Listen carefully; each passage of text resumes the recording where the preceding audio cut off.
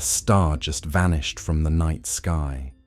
Not slowly, not with some spectacular explosion that astronomers could study for weeks. It simply disappeared between one observation and the next, as if someone had flipped a cosmic switch. What remained in its place was something so strange, so fundamentally alien to our everyday experience, that it breaks the rules we thought governed reality itself. This is how black holes are born, and the story is far wilder than you probably imagine. We've all heard the basics. Massive star runs out of fuel, collapses, boom, black hole.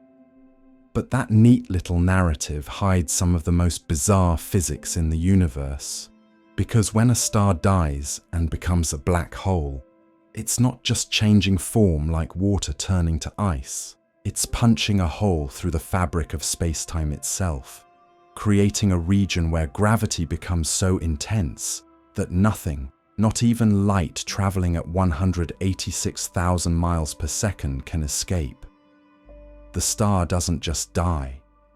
It creates a permanent scar in reality. Here's what makes this absolutely mind-bending. Right now, as you're reading this, there are stars collapsing into black holes somewhere in the universe. The process takes seconds.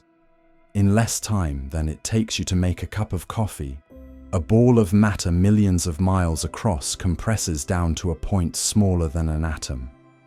All that mass, all that energy, condensed into a space so small that our mathematics literally breaks down trying to describe it. We call it a singularity because we genuinely don't know what happens there. The equations just spit out infinity and give up. But let's rewind. Let's start with a star before things go catastrophically wrong. Imagine a star 20 times more massive than our Sun. For millions of years, it's been fighting a war against itself. Nuclear fusion in its core generates outward pressure, trying to blow the star apart. Gravity pulls everything inward, trying to crush it. These two forces balance perfectly, and the star shines steadily, fusing hydrogen into helium, helium into carbon, carbon into heavier elements. It's a cosmic forge, and it's stable until it isn't. Stars like this burn through their fuel faster than you'd think. Our Sun will last about 10 billion years. A star 20 times more massive? Maybe 10 million years. It lives fast and dies young, and when the end comes, it happens with terrifying speed. The core runs out of fuel to fuse.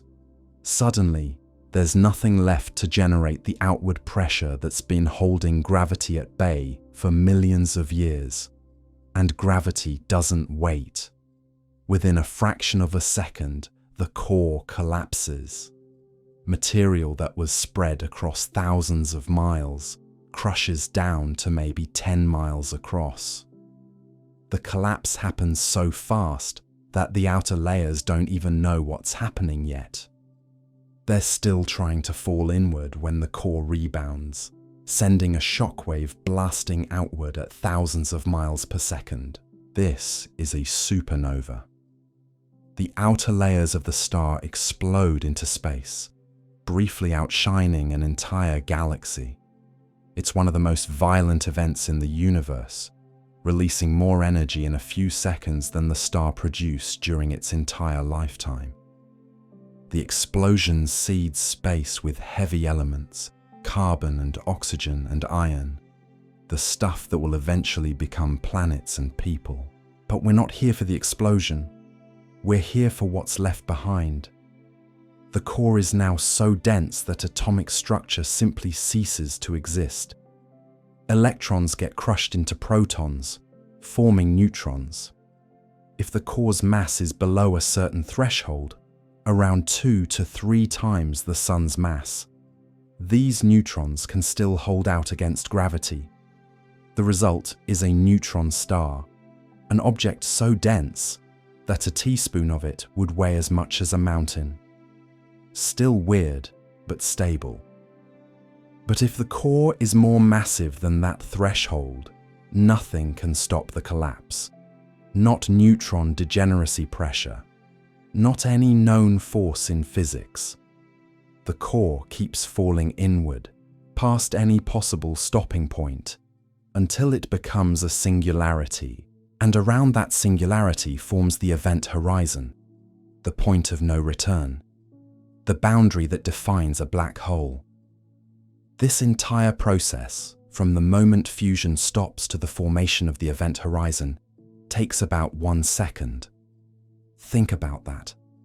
1 million years of stable burning, 10 million years of life, and the final transformation into the universe's strangest object happens faster than you can blink. One moment, there's a star. The next moment, there's a black hole. And the universe has fundamentally changed in that region of space. For decades, this was the story we told. Every stellar mass black hole, we assumed, came from a supernova. The explosion was the signature, the announcement that a new black hole had entered the universe. Astronomers could study the supernova, measure its properties, and learn about the black hole that formed. Then we found VFTS 243. This binary star system, sitting in the Large Magellanic Cloud, broke everything we thought we knew. There's definitely a black hole there, about 9 times the Sun's mass. We know this because we can see its companion star wobbling as it orbits the invisible, massive object. But here's the problem. There's no evidence that a supernova ever happened. The companion star should be contaminated with elements from the explosion. When a supernova goes off, it should splash the companion with heavy elements, leaving a chemical fingerprint. But this star is pristine. Its composition suggests it never experienced a nearby explosion. And the binary system itself is too well behaved. Supernovae are violent, asymmetric events that usually kick the resulting black hole, giving it a velocity that should disrupt the orbit. This system shows none of that. The only explanation that fits the data is one that seemed almost impossible. The star collapsed directly into a black hole without exploding at all. It was there, and then it wasn't. No supernova, no fireworks, just a quiet vanishing act. Professor Irene Tambora from the Niels Bohr Institute analyzed the system and concluded that the black hole formed immediately, with the energy lost mainly through neutrinos. These ghostly particles, which barely interact with normal matter, simply carried the energy away into space. No explosion needed. This opens up an entirely new pathway for black hole formation. Stars can fail to explode. They can collapse so completely, so efficiently, that nothing escapes except neutrinos. The star doesn't die with a bang. It dies with a whimper, vanishing from the universe like it was never there. And if this can happen once, it's probably happening all the time. We just never noticed because we were looking for the explosions.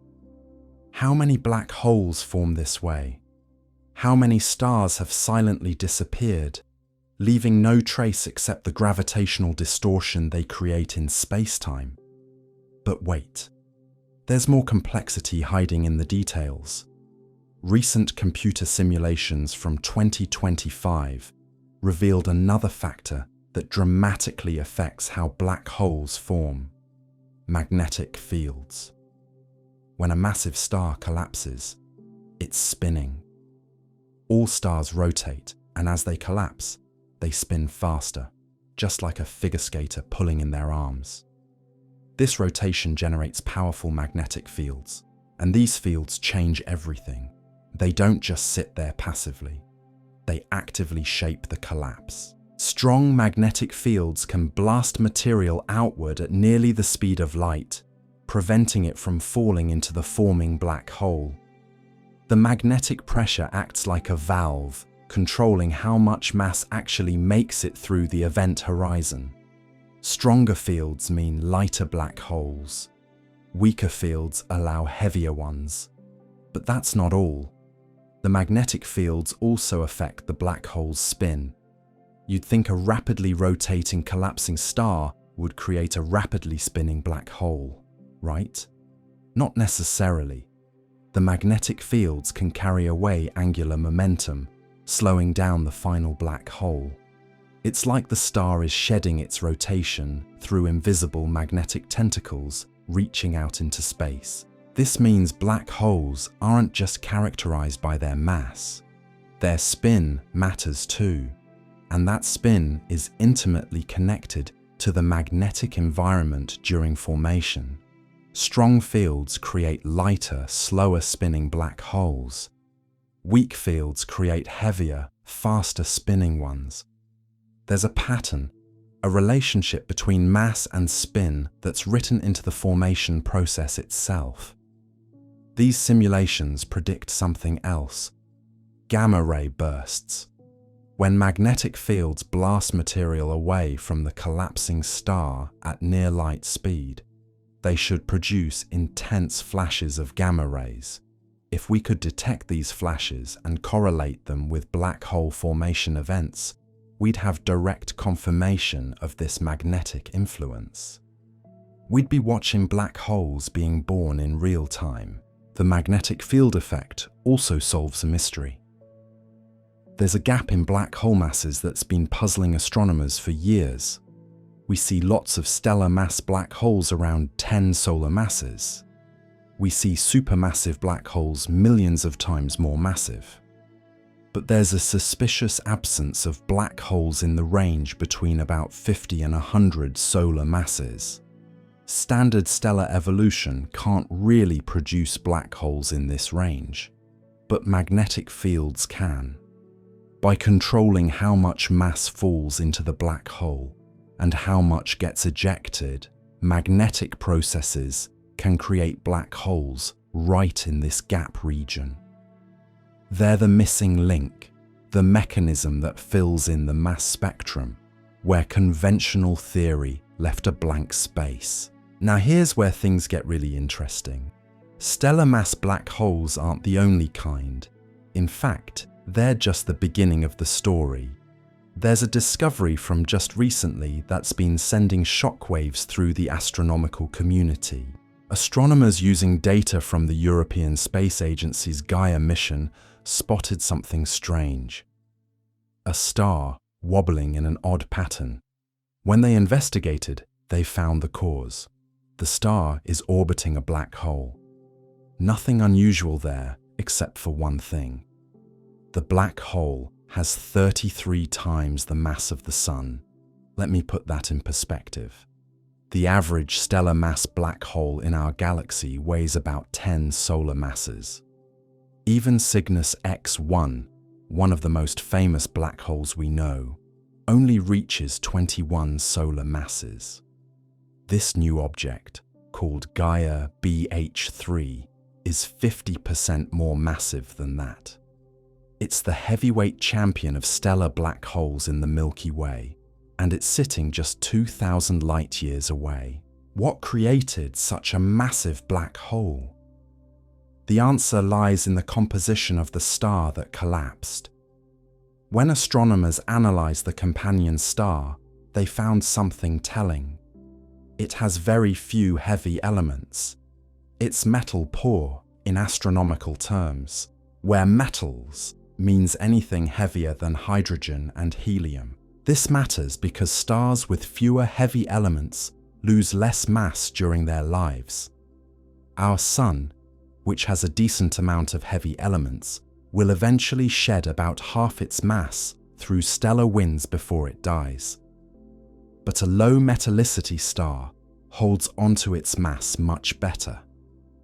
When it finally collapses, there's simply more material available to form the black hole. Gaia BH3 likely formed from a star that was born in the early universe when heavy elements were scarce. These primordial stars could grow enormous and retain most of their mass until the very end. When they collapsed, they created the massive black holes we're now discovering. And this hints at something profound. The first generation of stars in the universe, called population 3 stars, formed from pure hydrogen and helium. No heavy elements at all. These stars could have been hundreds or even thousands of times more massive than our Sun. When they died, they would have created correspondingly massive black holes, perhaps tens or hundreds of times heavier than typical stellar black holes. These massive seeds, formed in the early universe, might be the answer to one of astronomy's biggest mysteries. How did supermassive black holes grow so large so quickly? Because here's the thing, supermassive black holes exist at the centers of galaxies. And they're not just big, they're preposterously big. Millions or billions of times the Sun's mass. And we found them in galaxies that are so distant, so early in cosmic history, that they shouldn't exist yet. Some of these monster black holes were already 1 billion solar masses, just 1 billion years after the Big Bang. Standard growth models can't explain this. If you start with a stellar mass black hole of 10 solar masses and feed it material at the maximum possible rate, it simply can't grow fast enough to reach 1 billion solar masses in the available time, unless it didn't start at 10 solar masses. What if it started at 100,000 or 1 million? Then suddenly the timeline works. This brings us to the two competing theories for how supermassive black holes got their start: light seeds and heavy seeds. The light seed theory is straightforward. You begin with ordinary stellar mass black holes, the kind formed when massive stars explode as supernovae. These start at maybe 10 to 100 solar masses. Over time, they merge with other black holes and consume surrounding material. Each merger makes them bigger. Each meal of gas adds mass. After billions of years and countless mergers, you eventually build up to millions or billions of solar masses. It's elegant. It follows the rules we know. But there's a problem. The James Webb Space Telescope keeps finding supermassive black holes in the early universe. Really early. So early that the light seed theory starts to break down. These black holes are already hundreds of millions of solar masses when the universe is less than 1 billion years old. Peter van Dokkum, an astronomer working on these observations, puts it bluntly. The problem is that merger process takes time, and Webb has found incredibly massive black holes at incredibly early times in the universe, possibly even too early for this process to explain them. You can run the numbers. Start with a 10 solar mass black hole. Feed it matter at the maximum possible rate, called the Eddington limit. This is the theoretical speed limit for black hole growth, where the radiation pressure from infalling matter balances against gravity. Even at this maximum rate, growing from 10 solar masses to 1 billion solar masses takes longer than the universe had existed when we see these early monsters, unless something else is going on. Enter the heavy seed theory.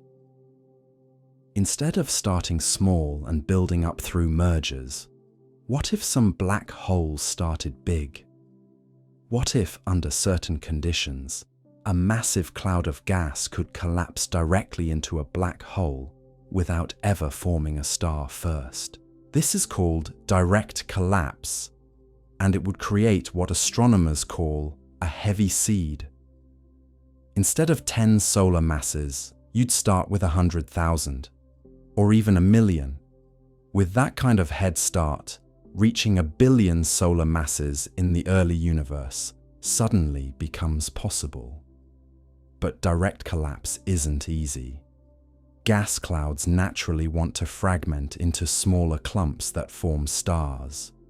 To create a direct collapse black hole, you need special conditions that prevent star formation, while allowing the entire cloud to collapse as one massive unit.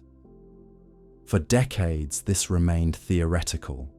We had the math, we had the simulations, but we didn't have proof it actually happened.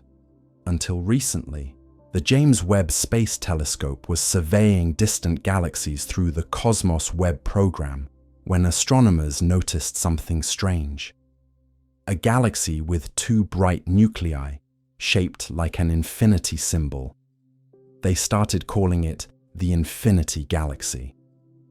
Between those 2 nuclei sits a supermassive black hole.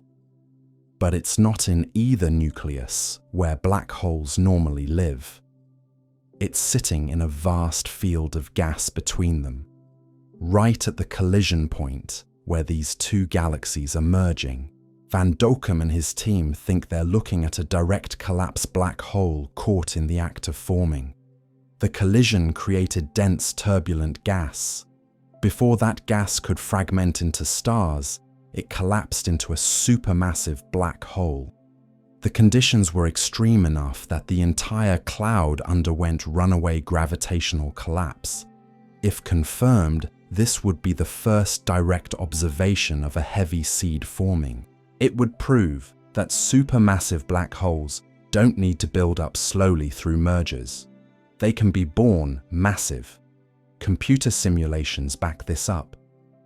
In 2022, researchers ran detailed simulations of the early universe, modeling how the first galaxies formed.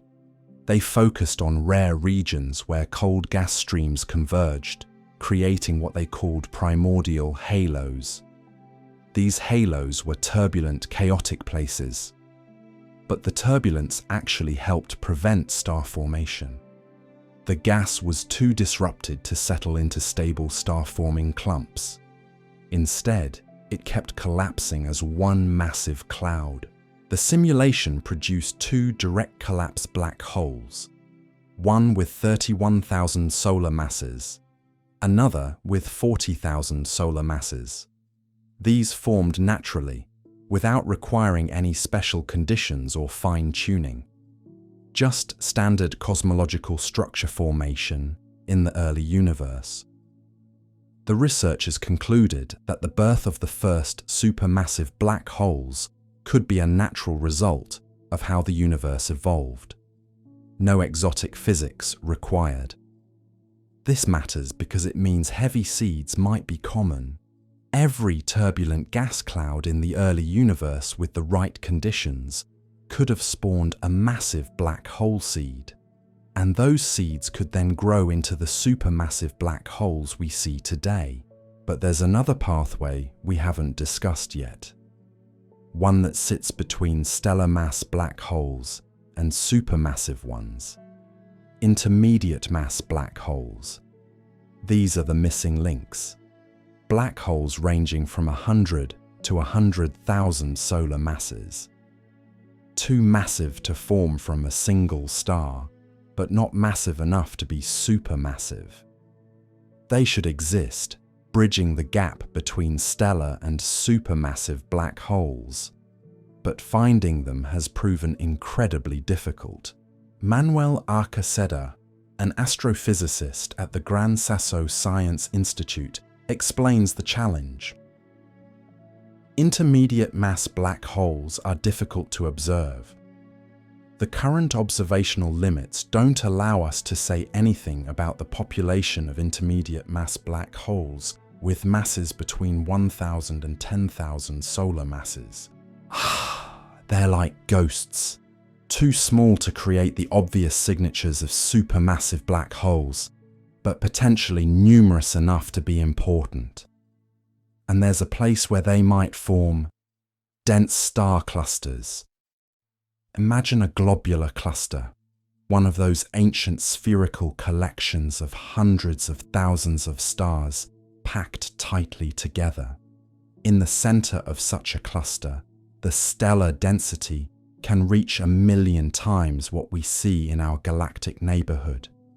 Stars are so close together that collisions become inevitable. When two massive stars collide, they merge. The resulting star is even more massive, and its gravity pulls in more neighbors. This creates what astronomers call a runaway collision sequence.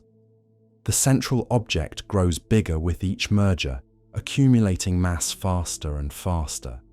Eventually, you end up with a supermassive star. Not supermassive like a black hole, but far larger than any normal star. A monster with hundreds or thousands of solar masses. These supermassive stars can't last long. They're fundamentally unstable. And when they collapse, they create intermediate mass black holes. Recent simulations have tracked this process in detail. Researchers modeled globular cluster formation from the very beginning, starting with molecular clouds and following individual stars as they formed and evolved. The simulations showed runaway collisions, creating stars with 300 solar masses. These merged with stellar mass black holes, creating intermediate mass black holes. Over time, those intermediate mass black holes merged with other black holes, growing larger. In one simulation, a 12 solar mass black hole swallowed a 300 solar mass star, instantly jumping to intermediate mass status. 100 million years later, it merged with a 22 solar mass black hole, growing even larger. The mass ratio between the cluster and its central black hole matched what we observe in real galaxies. These simulations suggest that intermediate mass black holes naturally form in dense stellar environments, and they could serve as seeds for supermassive black holes. But there's another twist to this story, one that's only emerged in the last few years: magnetic fields. When a massive star collapses, it's not just gravity at work. The star is spinning, and it contains powerful magnetic fields. These fields can dramatically alter what happens during collapse. Recent simulations from 2025 show that magnetic fields can blast material outward at nearly the speed of light. This ejection prevents some of the star's mass from falling into the forming black hole. The stronger the magnetic field, the more material gets ejected, and the lighter the resulting black hole. This creates a spectrum of outcomes. Weak magnetic fields allow most of the star's mass to collapse, creating heavier, faster spinning black holes. Strong magnetic fields eject more material, creating lighter, slower spinning black holes. The simulations predict that these magnetic processes also produce bursts of gamma rays. If we can detect those gamma ray flashes, we could confirm the theory and understand how common these magnetically influenced collapses really are. This magnetic mechanism might explain something puzzling: the mass gap. There's a range of masses where black holes seem to be rare. Between about 50 and 120 solar masses, we barely find any black holes. Stellar evolution models suggest this gap exists because stars in this mass range completely destroy themselves in pair instability supernovae, leaving no remnant behind. But magnetic fields during collapse could create black holes in this forbidden range. If enough material is ejected magnetically, a star that would normally undergo pair instability could instead leave behind a black hole in the mass gap. We might be detecting evidence of this through gravitational waves. When LIGO and Virgo observe black hole mergers, some of the black holes involved have masses right in this gap. Their existence suggests alternative formation pathways, and magnetic fields during collapse could be the answer. Now we can start to see the full picture of black hole formation. Multiple pathways operating at different scales. Population 3 stars in the early universe collapse into massive stellar black holes. Some collapse directly, without explosions. Others undergo failed supernova where material falls back after an initial explosion. Magnetic fields during collapse create diversity in masses and spins. In dense star clusters, runaway collisions create supermassive stars that collapse into intermediate mass black holes. These grow through further mergers and accretion. In rare turbulent gas clouds, direct collapse creates heavy seeds. Black holes with hundreds of thousands or millions of solar masses, born without ever forming stars first. All of these pathways feed into the same endpoint: supermassive black holes at galaxy centers. The light seeds grow through mergers and accretion over billions of years. The heavy seeds start massive and grow even larger. The intermediate mass black holes in star clusters might migrate to galaxy centers and merge, contributing to supermassive black hole growth. And the early universe, with its metal-poor stars and turbulent gas, was the perfect environment for all of these processes to operate. This explains why we see such massive black holes so early in cosmic history. They didn't have to build up slowly from stellar remnants. Some started as heavy seeds, already massive from birth. Others formed from the first generation of metal-poor stars, which could collapse into unusually massive stellar black holes. The Chandra X-ray Observatory has been observing a distant galaxy cluster called Abell 2744.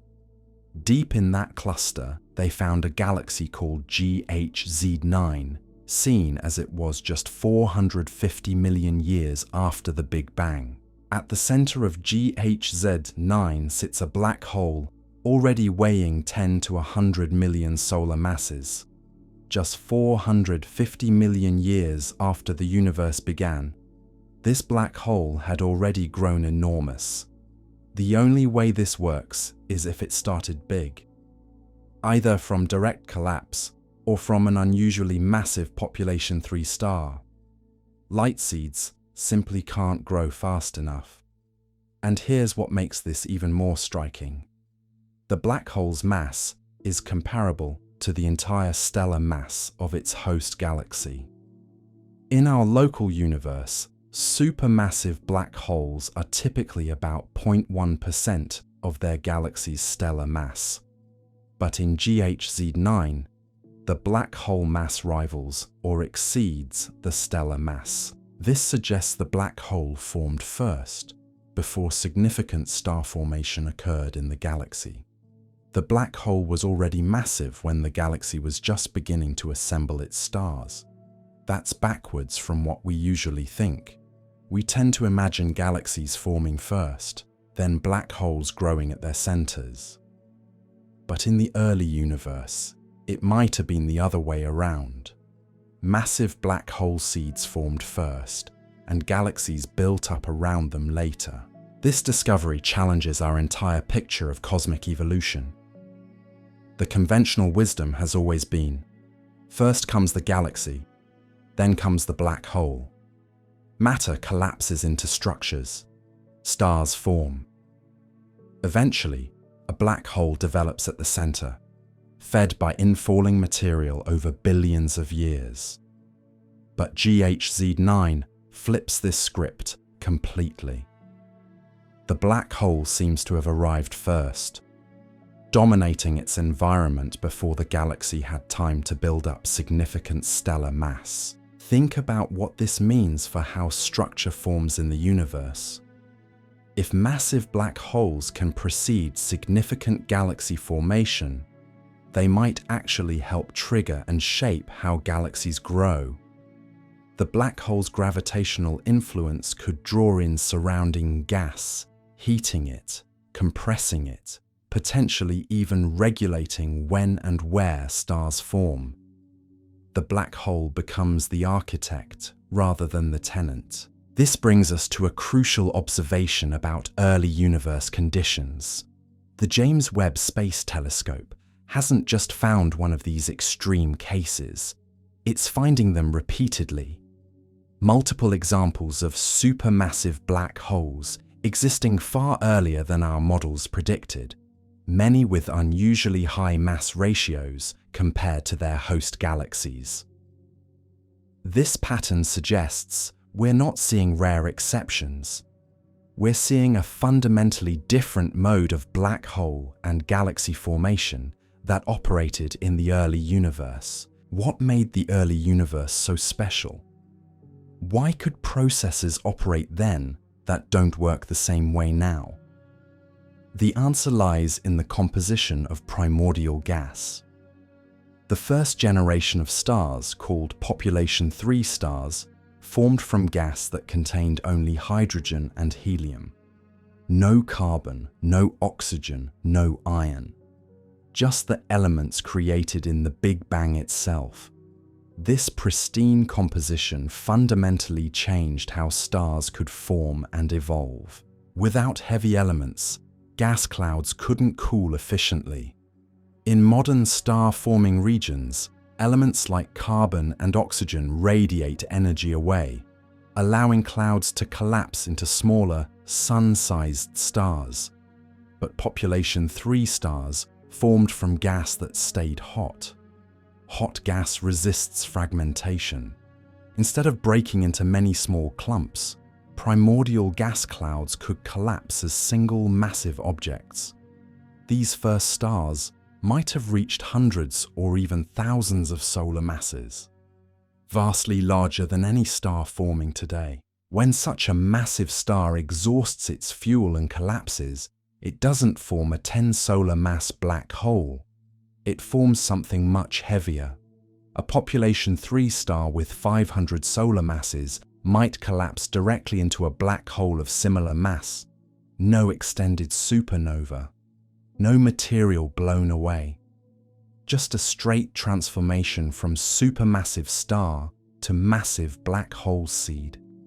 These seeds would then be perfectly positioned to grow into the supermassive black holes we observe in early galaxies. Recent simulations have tracked the evolution of population 3 stars in unprecedented detail. The results confirm theoretical predictions. These metal-free giants evolve differently than modern stars. Their cores burn hotter. They lose less mass to stellar winds. When they die, they retain most of their mass, collapsing into black hole seeds that are 10 to 100 times more massive than typical stellar black holes forming today. But population 3 stars aren't the only seed mechanism. Remember those turbulent primordial halos we discussed earlier? Computer simulations from 2022 revealed something remarkable about how these rare gas reservoirs behave. The simulation tracked a primordial halo fed by unusually strong cold gas streams. The inflowing gas created turbulence throughout the halo, stirring it up, preventing it from settling down and fragmenting into stars. This turbulence acted like a cosmic blender, keeping the gas mixed and preventing star formation. But turbulence alone can't stop collapse forever. As more gas flows in, the halo's gravity grows stronger. Eventually, gravity overwhelms turbulence. The entire halo collapses not into a cluster of stars, but into one or two massive objects. The simulation produced 2 direct collapse black holes, one with 31,000 solar masses, another with 40,000 solar masses. Born directly from gas, without any stellar phase at all. These aren't just theoretical curiosities. The James Webb Space Telescope may have found direct evidence for this process. Astronomers analyzing data from the Cosmos Web survey discovered something they nicknamed the Infinity Galaxy. It's a double nuclei system. likely formed from two galaxies colliding. But what makes it extraordinary is the supermassive black hole sitting between the two nuclei, right in the middle of a vast field of gas. This location is bizarre. Supermassive black holes sit at galaxy centers. They don't hang out in the space between merging nuclei, surrounded by gas, unless they formed there. The researchers suggest this black hole formed within the gas field during or immediately after the collision, when the gas was extremely dense and turbulent. The collision created conditions similar to those primordial halos: dense, turbulent gas unable to form stars, but perfect for direct collapse into a massive black hole. If confirmed, this would be the first observed direct collapse black hole. Not just evidence supporting the theory, but actual observation of the process happening. Follow-up observations with JWST are planned to verify the detection and study the black hole's properties in detail. This discovery could demonstrate that direct supermassive black hole formation through runaway gravitational collapse is indeed possible under extreme conditions. Now we need to address a fundamental question. How do these seed black holes, whether from population 3 stars or direct collapse, actually grow into the monsters we see? A black hole with 100,000 solar masses is impressive, but it's still a factor of 10,000 away from a billion solar mass supermassive black hole. That's a lot of growth that needs to happen, and it needs to happen fast if we're seeing billion solar mass black holes just 1 billion years after the Big Bang. Black holes grow primarily through two mechanisms: accretion and mergers. Accretion is the process of pulling in surrounding material. Gas, dust, even entire stars can fall into a black hole, adding their mass to it. Mergers occur when two black holes collide and combine. Both processes are operating constantly, but they have different efficiency rates and different timescales. Standard accretion theory predicts that black holes can grow at a specific maximum rate, called the Eddington limit. This limit exists because of radiation pressure. As material falls toward a black hole, it heats up and emits radiation. This outward radiation pressure counteracts gravity's inward pull. If a black hole tries to accrete matter faster than the Eddington limit, the radiation becomes so intense it blows away the infalling material. The black hole effectively chokes on its food. For a solar mass black hole, the Eddington limit allows it to roughly double its mass every 50 million years. That sounds fast, but it's not fast enough. Starting from a 100 solar mass seed, growing at the Eddington limit continuously, you'd reach only about 1 million solar masses after 500 million years. To reach 1 billion solar masses in 1 billion years, you need something more aggressive than Eddington-limited growth. This is where super-Eddington accretion enters the picture. Under certain conditions, black holes might accrete faster than the theoretical limit. If the infalling material is particularly dense or geometrically configured in specific ways, it can shield itself from radiation pressure. Material falling in from one direction creates shadows where other material can fall in more easily. The geometry becomes self-sustaining, allowing accretion rates that exceed what standard theory predicts. Recent theoretical work suggests that super-Eddington accretion might have been common in the early universe. The gas surrounding early black holes was denser than gas in the modern universe. Primordial halos contained more material packed into smaller volumes. This density, combined with the turbulent nature of early gas flows, could create conditions favorable for super Eddington growth. Black holes born as heavy seeds might double their mass every 10 million years or faster, rather than every 50 million years. At that rate, the math works. A 100,000 solar mass seed growing at 5 times the Eddington limit for 500 million years reaches several hundred million solar masses. Continue for another 500 million years and you're at 1 billion solar masses. The timeline fits. Super Eddington accretion provides a pathway from heavy seeds to supermassive black holes within the observational constraints. But accretion isn't the only growth mechanism. Mergers play a crucial role, especially in the early universe when galaxies were smaller and collisions more frequent. When two galaxies merge, their central black holes eventually sink to the center of the merged system and combine.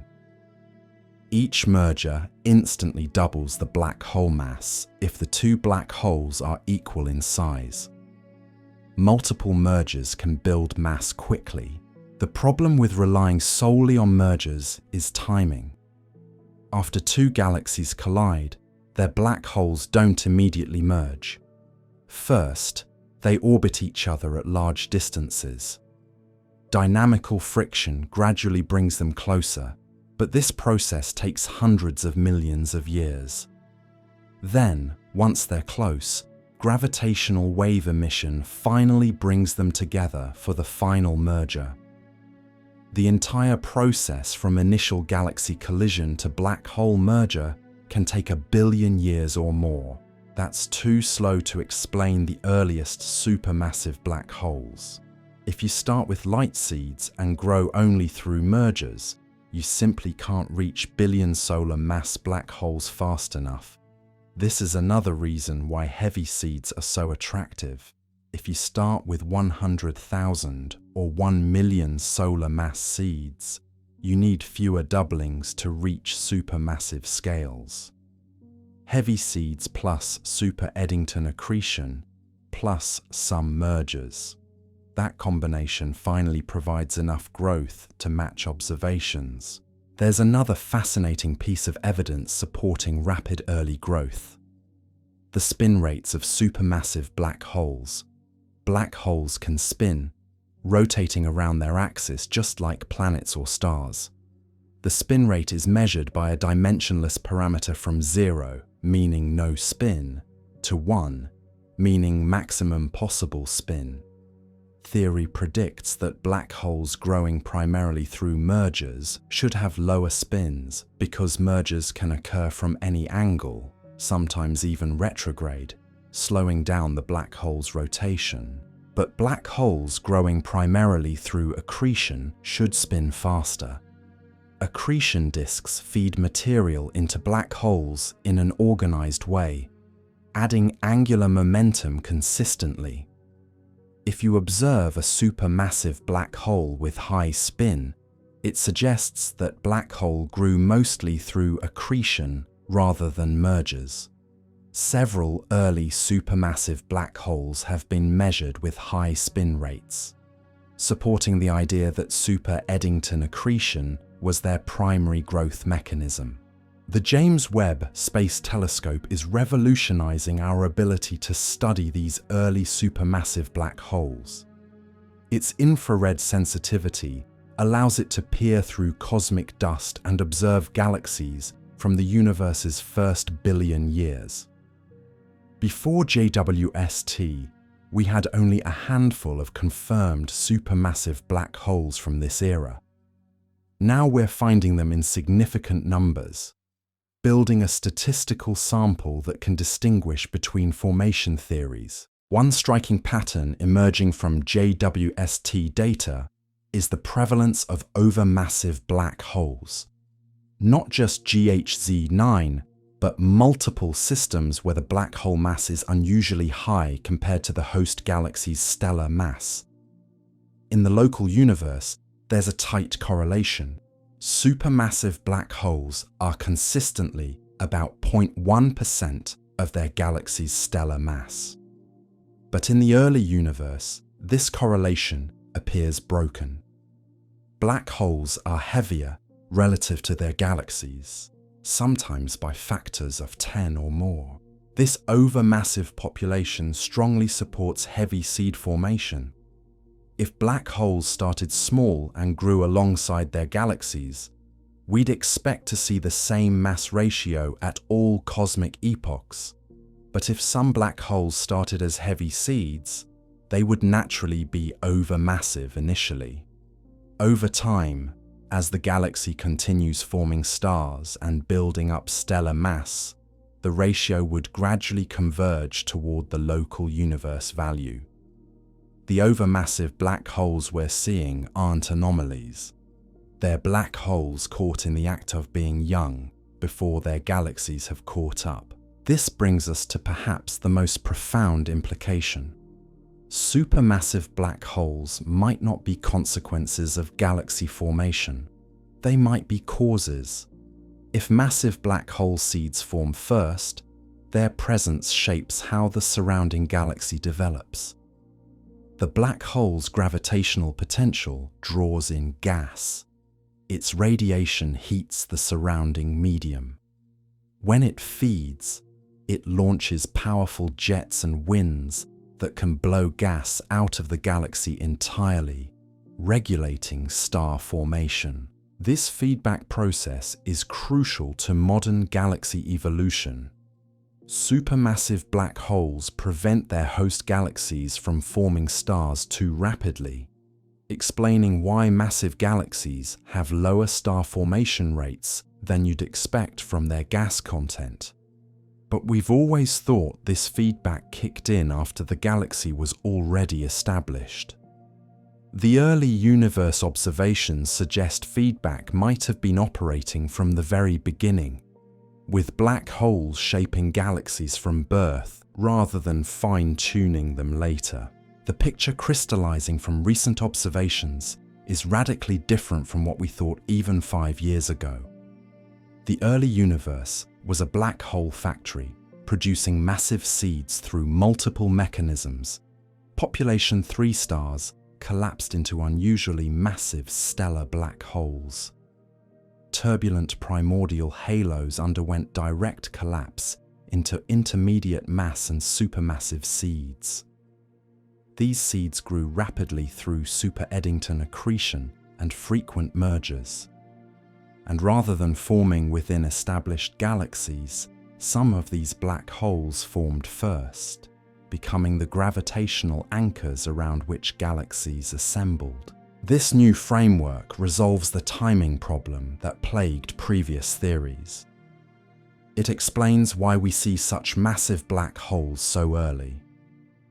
It accounts for the overmassive black hole population in young galaxies. And it provides testable predictions that future observations can verify or refute.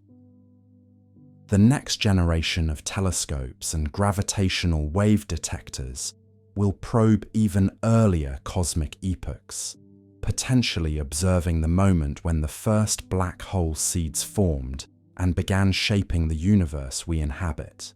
But testing these formation theories requires more than distant observations. We need to understand how black holes actually form right now in our own cosmic neighborhood. And this is where the story takes an unexpected turn, because the process of creating a black hole isn't always what we thought it was. For decades, the standard picture was straightforward. A massive star runs out of fuel. Its core collapses. The outer layers bounce off the collapsing core and explode outward in a spectacular supernova. What's left behind is either a neutron star, or, if the star was massive enough, a black hole. Simple, violent, and dramatic. Except reality isn't cooperating with this neat narrative. In 2022, astronomers studying a binary star system called VFTS 243 discovered something that fundamentally challenges this textbook explanation. The The system contains a normal star orbiting a black hole with about 9 times the Sun's mass. Nothing unusual there, but when they traced back the system's history, reconstructing how it must have evolved, they found something deeply strange. The black hole formed without a supernova, no explosion, no dramatic ejection of stellar material into space. The star simply collapsed directly into a black hole, its matter falling inward so completely that virtually nothing escaped. The star essentially vanished from the night sky, leaving behind only the black hole's gravitational signature. Professor Irene Tambora from the Niels Bohr Institute led the analysis that confirmed this failed supernova scenario.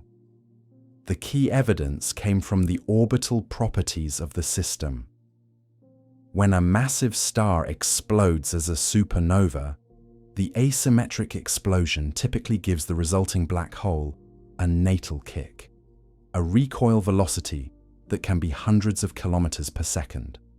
This kick disturbs the binary orbit, often making it eccentric or even unbinding the system entirely. But VFTS 243's orbit is nearly circular, implying the black hole received almost no kick at all. The only way this makes sense is if the collapse was nearly symmetric, with the vast majority of the star's mass falling directly into the forming black hole, rather than being blown away in an explosion. Where did the energy go? Into neutrinos. During stellar collapse, the core reaches such extreme densities that neutrinos, those ghostly particles that barely interact with normal matter, carry away enormous amounts of energy. In a typical supernova, this neutrino energy helps power the explosion. But in VFTS 243, the collapse was so rapid and complete that the neutrinos escaped without transferring enough energy to blow off the star's outer layers. The star didn't explode, it just disappeared. This silent collapse mechanism might be common. When astronomers search for black holes in binary systems, they're finding many cases where the orbital properties suggest minimal natal kicks, implying failed supernovae rather than successful explosions. Some estimates suggest that up to half of all stellar mass black holes might form this way, silently collapsing without the dramatic pyrotechnics we associate with stellar death. But there's another twist to stellar black hole formation that's even more surprising: the role of magnetic fields. When a massive star collapses, it's not just gravity at work. The star is threaded with magnetic fields, and as the core collapses and spins up, these fields become incredibly powerful. Recent simulations from 2025 have shown that these magnetic forces fundamentally alter what happens next. Strong magnetic fields can blast material away from the forming black hole at nearly the speed of light. This ejection happens in jets, narrow beams of matter and energy that shoot out along the star's rotation axis. These jets carry away both mass and angular momentum, directly affecting the properties of the black hole that forms. Here's what this means. If a collapsing star has strong magnetic fields, the jets eject so much material that the resulting black hole is lighter than it would be otherwise. The mass that should have fallen into the black hole gets launched into space instead. At the same time, the jets carry away angular momentum, causing the black hole to spin more slowly. Weaker magnetic fields produce the opposite result. Less material gets ejected, so the black hole retains more mass. Less angular momentum gets carried away, so the black hole spins faster. The magnetic field strength during collapse essentially determines both the mass and spin of the resulting black hole. This creates a pattern. Black holes should cluster along a relationship between mass and spin, with heavier ones spinning faster and lighter ones spinning slower. We're just beginning to test this prediction with gravitational wave observations, but early results are intriguing. The magnetic field effect also produces bursts of gamma rays. When those jets plow into the surrounding stellar material, they generate intense radiation that we can potentially detect as gamma ray bursts. Some of the most energetic explosions in the universe might actually be failed supernovae, where magnetic fields launched powerful jets, even though the star as a whole didn't explode. This magnetic pathway offers something else, a mechanism for creating black holes in the mass gap. There's a puzzling absence of black holes between about 3 and 5 solar masses. Stellar evolution models predict this gap exists because of how supernova explosions work. You either get a neutron star below 3 solar masses or a black hole above 5 solar masses, but nothing in between. But if magnetic fields can eject variable amounts of material during collapse, they could potentially create black holes right in this forbidden mass range.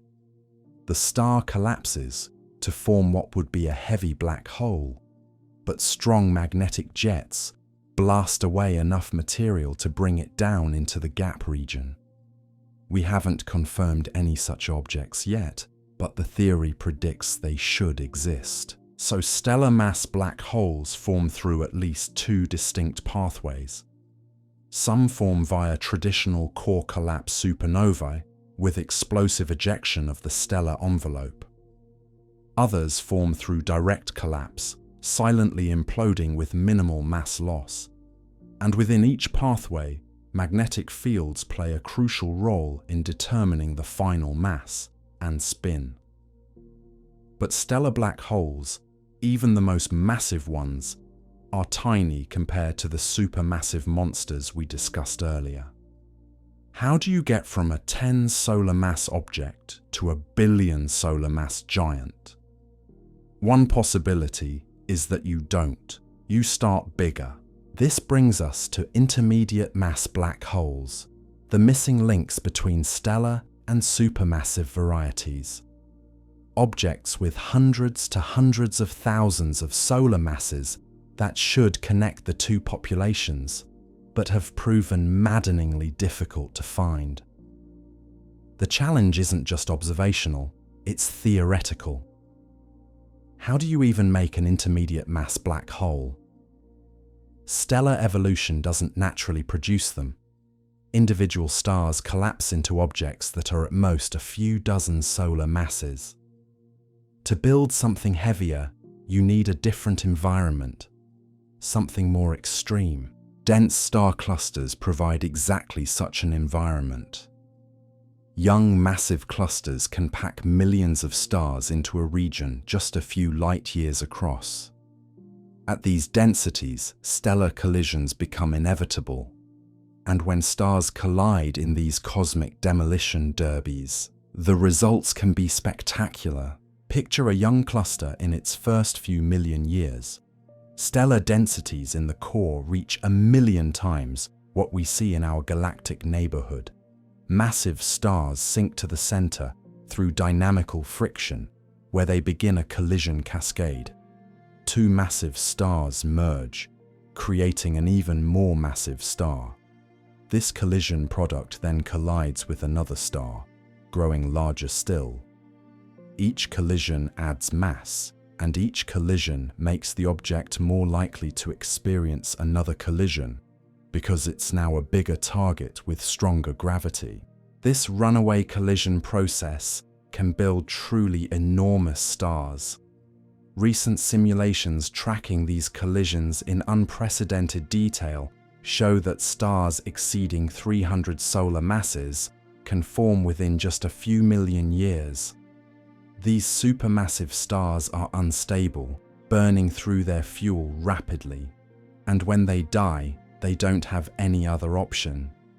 They're far too massive to form neutron stars. They must collapse into black holes. But the process doesn't stop there. Once you have a stellar mass black hole in the cluster core, it can continue growing through two mechanisms. First, it can accrete matter from nearby stars, either by capturing passing stellar winds or by tidally disrupting stars that venture too close.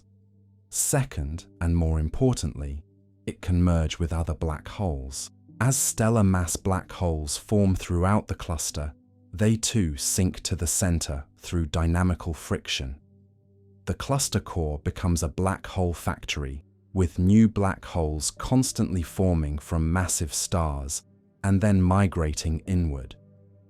When these black holes encounter the central intermediate mass black hole, gravitational wave emission causes them to spiral together and merge.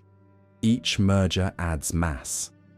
The first stellar black hole merges with another stellar black hole, creating perhaps a 50 solar mass object. That merges with a third black hole, reaching 75 solar masses. The process continues, with the growing intermediate mass black hole consuming smaller black holes one by one, building up mass through a hierarchical merger sequence. Simulations show this can happen remarkably quickly. Within the first 100 million years of a cluster's life, repeated mergers can build intermediate mass black holes of several thousand solar masses. The mass ratio between the cluster and its central black hole matches what we observe in some globular clusters, suggesting this formation channel is real. These simulations required a breakthrough in computational techniques. Modeling millions of individual stars with sufficient accuracy to capture collision dynamics was prohibitively expensive until recently. But new simulation codes developed specifically for this problem can now integrate stellar orbits with high precision while resolving individual collision events. The results are striking. Runaway collisions naturally produce very massive stars that evolve into intermediate mass black holes. The simulations reproduce the observed mass ratios between clusters and their central black holes. And they predict that black hole mergers in this mass range should produce gravitational waves we can detect with current instruments. But here's what makes intermediate mass black holes so crucial to the overall picture. They're not just interesting in their own right, they're potential seeds for supermassive black holes.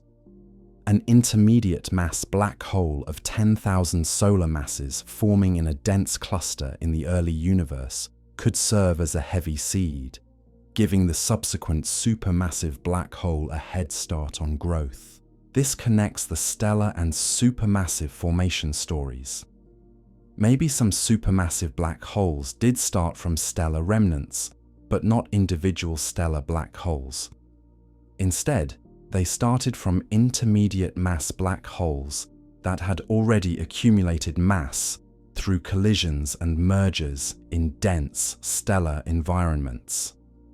The evidence for intermediate mass black holes remains circumstantial but growing.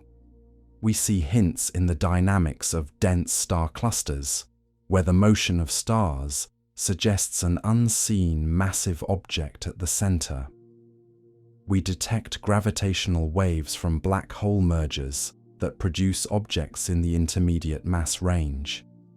And we observe some compact objects in other galaxies that seem too massive to be stellar black holes, but too small to be traditional supermassive ones. Manuel Arcaceda from the Gran Sasso Science Institute points out the observational challenge. Current instruments have limited sensitivity to intermediate mass black holes in the most interesting mass range, between 1,000 and 10,000 solar masses. They're too massive to show up clearly in stellar binary systems, but too small to power bright accretion disks like supermassive black holes do. They're in an observational gap that makes them difficult to characterize. But that's changing. Next-generation gravitational wave detectors will have much better sensitivity to mergers involving intermediate mass black holes. Future X-ray telescopes will be able to detect fainter accretion signatures. And improved stellar population models for dense clusters will better predict where these objects should be hiding. The emerging picture is one of multiple black hole formation channels operating simultaneously. Stellar mass black holes form through both explosive supernovae and silent direct collapse, with magnetic fields sculpting their properties. Dense stellar environments build intermediate mass black holes through collision cascades and hierarchical mergers. And in the early universe, both stellar remnants and direct gas collapse create seeds that grow into supermassive giants. Each channel dominates in different environments and epochs. Stellar black holes form wherever massive stars die. Intermediate mass black holes require dense clusters. Direct collapse seeds need pristine, metal-free gas. The supermassive black holes we observe today likely formed through different pathways in different galaxies. And this diversity of formation mechanisms explains the diversity of black holes we observe. Some supermassive black holes show evidence of heavy seed origins. Others seem to have grown from lighter seeds through prolonged accretion and mergers. Some galaxies contain intermediate mass black holes that never grew further. Others show no evidence of central black holes at all, despite having substantial stellar mass. Understanding these formation channels isn't just about cataloging different ways to make black holes. It's about understanding how structure emerged in the universe, how galaxies formed and evolved, and how the cosmic web came to have the architecture we observe today. Black holes fundamentally reshape their environments long before they finish forming. The process doesn't end with collapse, it begins there. When a massive star's core implodes, it doesn't quietly disappear. The infalling material crashes into the forming event horizon at a significant fraction of light speed. That collision releases energy, tremendous amounts of it. Some escapes as neutrinos, ghostly particles that barely interact with matter. Others emerge as jets of material blasted outward along the star's magnetic field lines. These jets punch through the collapsing stellar envelope, boring holes through thousands of solar masses of material in seconds. The violence of black hole birth leaves signatures we can detect billions of years later. When material falls onto a newly formed black hole, it doesn't drop straight in. Conservation of angular momentum forces it into a swirling accretion disk. Friction between layers of this disk heats the material to millions of degrees. At those temperatures, matter radiates across the electromagnetic spectrum. Radio waves, infrared, visible light, X-rays, even gamma rays. The brightest black holes can outshine entire galaxies despite being smaller than our solar system. But here's what makes this remarkable. The energy doesn't come from the black hole itself. Black holes don't emit radiation. The event horizon ensures that. Instead, the energy comes from gravitational potential energy, the same force that makes dropped objects fall. As material spirals inward, it converts gravitational potential into kinetic energy, then into heat through friction. The closer material gets to the event horizon, the more energy it releases. Near the innermost stable circular orbit, matter can convert nearly half its rest mass into radiation. That's far more efficient than nuclear fusion, which converts less than 1%. This efficiency has profound implications for galaxy evolution. Supermassive black holes at galactic centers don't just sit there passively. They actively regulate star formation across their entire host galaxy. When black holes accrete material rapidly, they generate powerful winds that sweep through the surrounding gas. These winds can be strong enough to blow gas completely out of the galaxy, shutting down star formation for millions of years. Astronomers call this process feedback, and it's crucial for explaining why massive galaxies stop forming stars. Without black hole feedback, theoretical models predict galaxies should contain far more stars than we actually observe. The largest galaxies should be much larger, but observations show that beyond a certain mass, roughly 1 trillion solar masses, galaxies become increasingly rare. The supermassive black holes at their centers seem to prevent further growth by ejecting or heating the gas needed for star formation. This creates a self-regulating cycle. As a galaxy grows, its central black hole grows with it. The black hole's increased mass means stronger gravitational pull, which draws in more gas. More gas means more accretion, which produces more energy output. That increased energy output drives stronger winds, which eventually blow away the remaining gas. Star formation stops. The galaxy becomes quiescent. The black hole goes dormant, having effectively regulated its own food supply. Recent observations from the James Webb Space Telescope are revealing how early this relationship begins. Astronomers have detected supermassive black holes less than 1 billion years after the Big Bang that already weigh billions of solar masses. At such early times, their host galaxies are just beginning to form.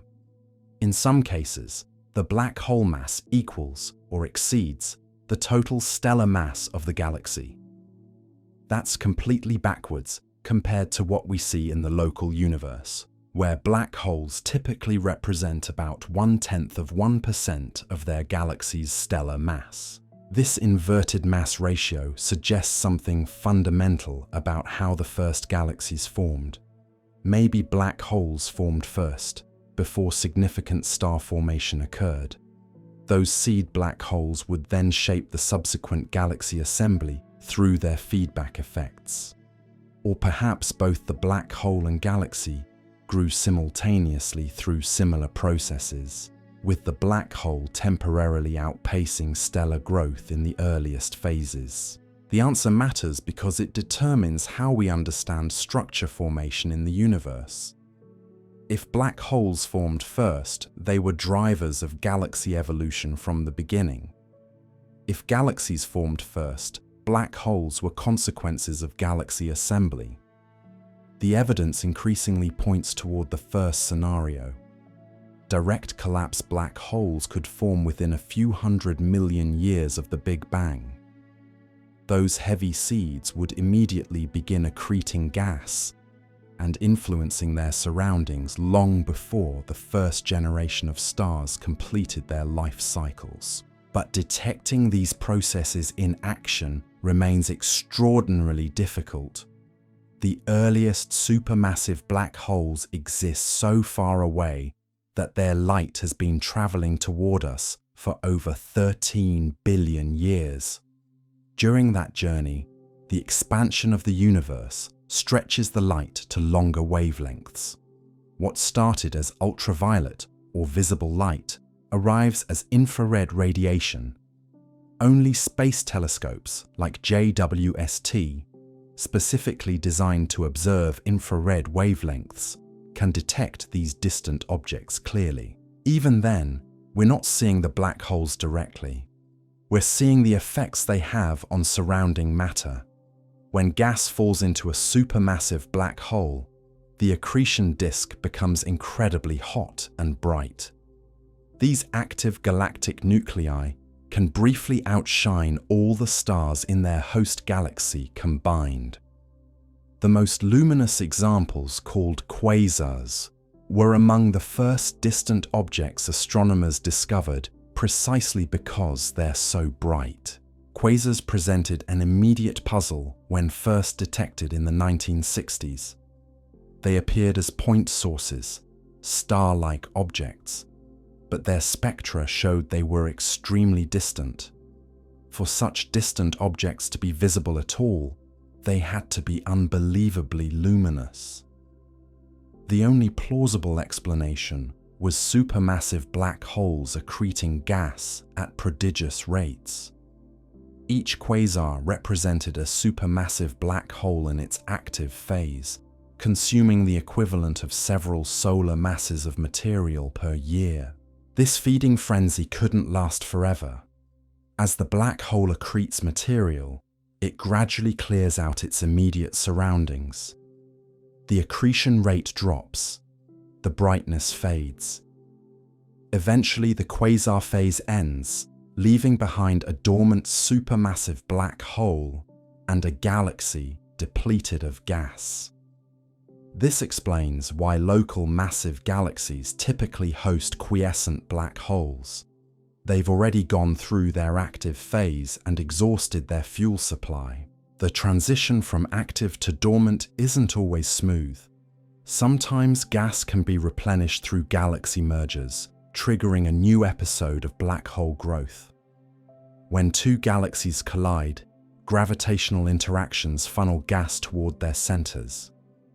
If both galaxies contain supermassive black holes, those black holes will eventually merge as well.